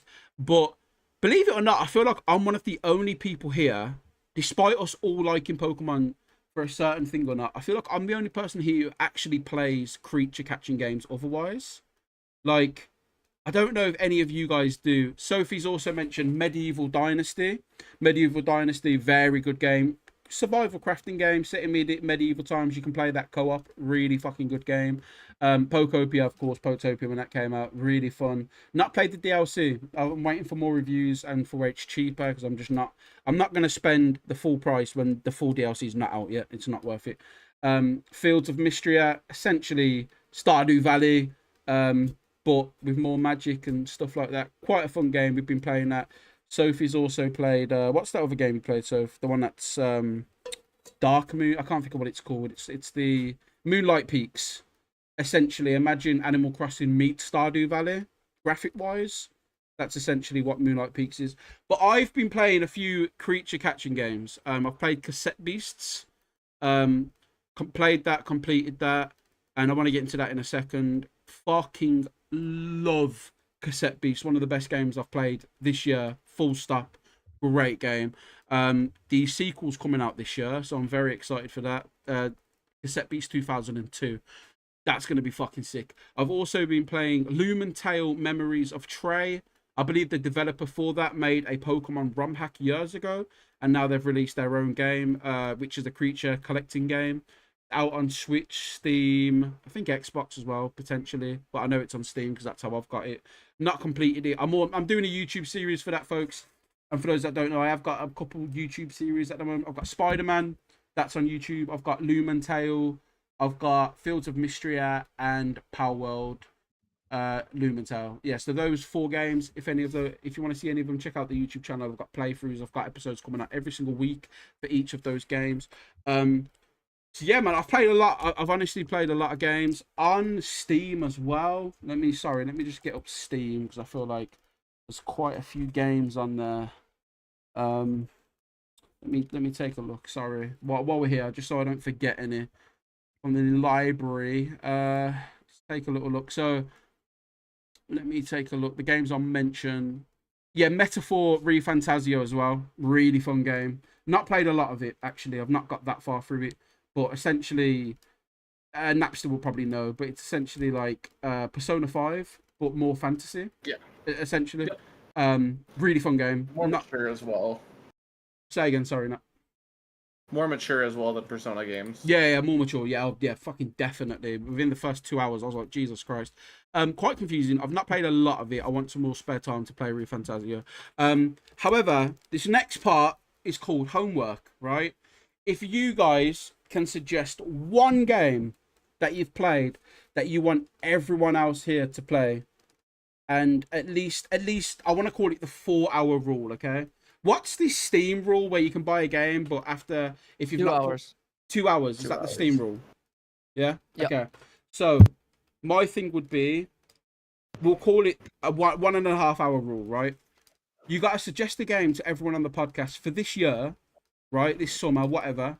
And if they were to purchase it, they've got, again, what, 2 hours to refund it. We'll call it the refund rule.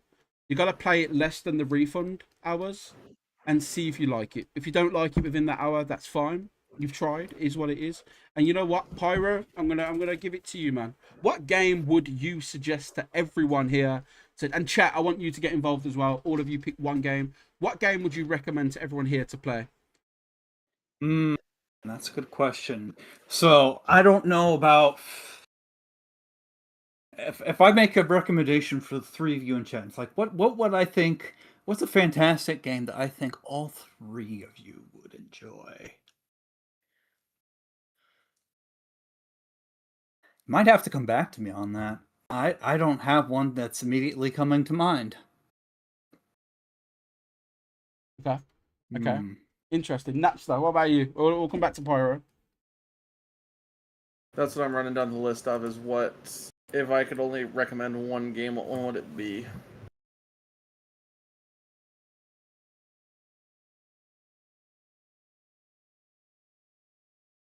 Christy, I'm gonna kick the ball to you real quickly while I do a think.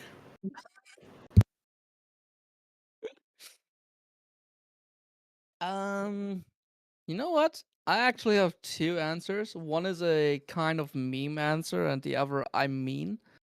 The meme answer would be Xenoblade 3 because it's a Nintendo game and they are usually not very high on refunds. But it's still an absolutely fantastic game, and if you like complex, emotional-driven stories, you will absolutely feel right at home there. It's Xenoblade, The right? actual yeah. Okay, yeah, I was just double checking. The actual answer that I would give is actually a free game, and it's one game I mentioned already, HSR. It's a fantastic turn-based game. I think it has better turn-based combat than Pokemon, like basically than any other turn-based competitor on the market.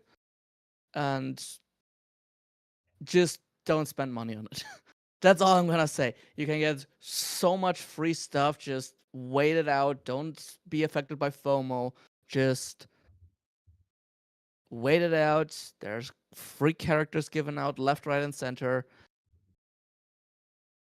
I think there's an aspect to this game where you can enjoy every bit of it, but you can also skip every bit of like dialogue.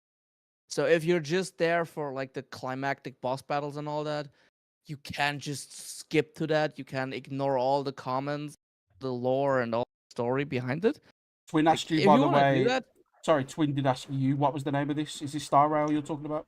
Honkai Yeah. Star Rail. Yeah, Honkai I Star can Rail. show Twin it. If someone wants to put it in the chat as well for chat so they know how to spell it, whatever. And I can vouch for this for Twisty as well. Of the Hoyoverse games, it is the best one they have produced. I think so at least, yeah.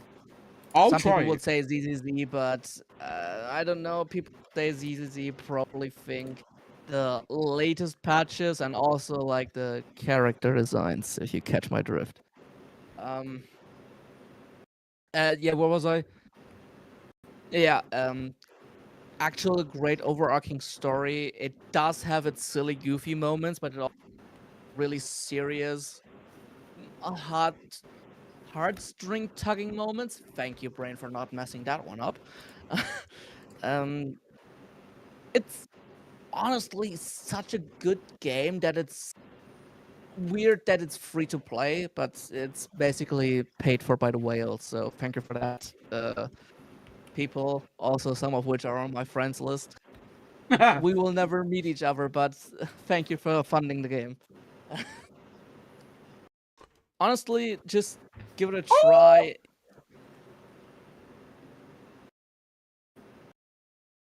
What the hell just happened? Twin, you know what? Someone else can read out that comment. I ain't even reading it. Is Twisty recommending a game that used AI to help with character design? Oh, oh dear. Oh dear. Yeah, I'm just gonna. Anyone Yeah, got any popcorn? yeah. Someone's trying to stir the pot. Yeah, you know what? I got nothing on that. I Listen, just got nothing. if you like a game, sometimes you gotta look back and think, I've had too much fun. Fuck it. All right. I'm twisted. If you like the game, you like the game, bro. You like the game. I support you liking the game. No, I know how much of a hypocrite I am with that. I Yeah, but- absolutely know that. Yeah, but no one's judging It- you for it. I'm judging myself. You're allowed to like stuff, bro. That's a bad character trait. I am aware of that, but no, I am aware that that is a thing. C Dubs gasp.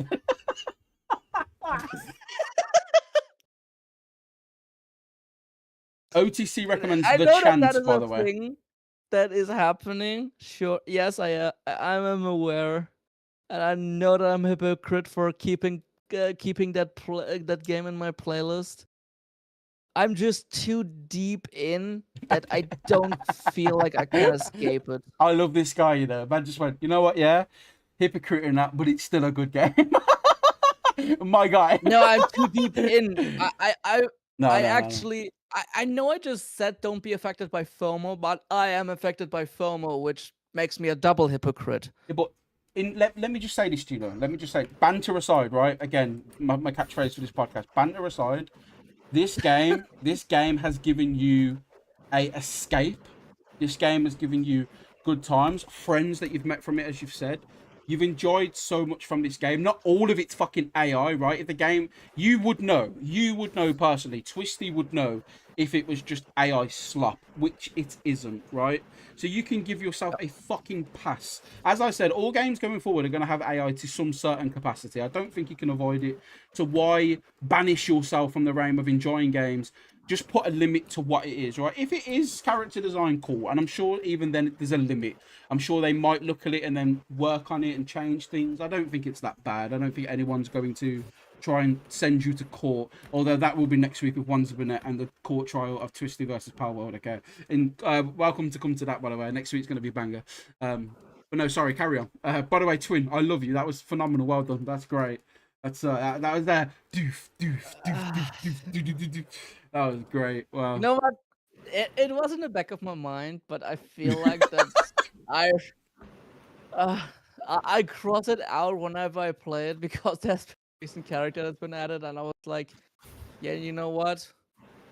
You're worth it. Yeah, they used it more of a refining If you know tool. Rin Tosaka, you know what I'm talking about.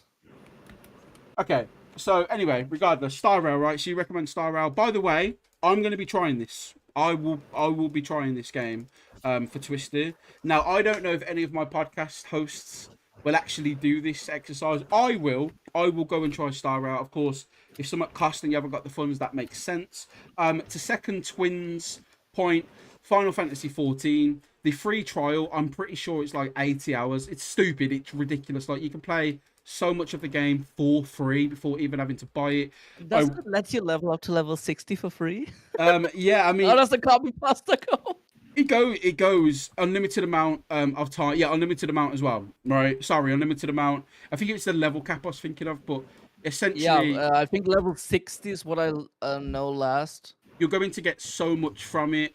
It's I think Twin, fantastic recommendation, by the way.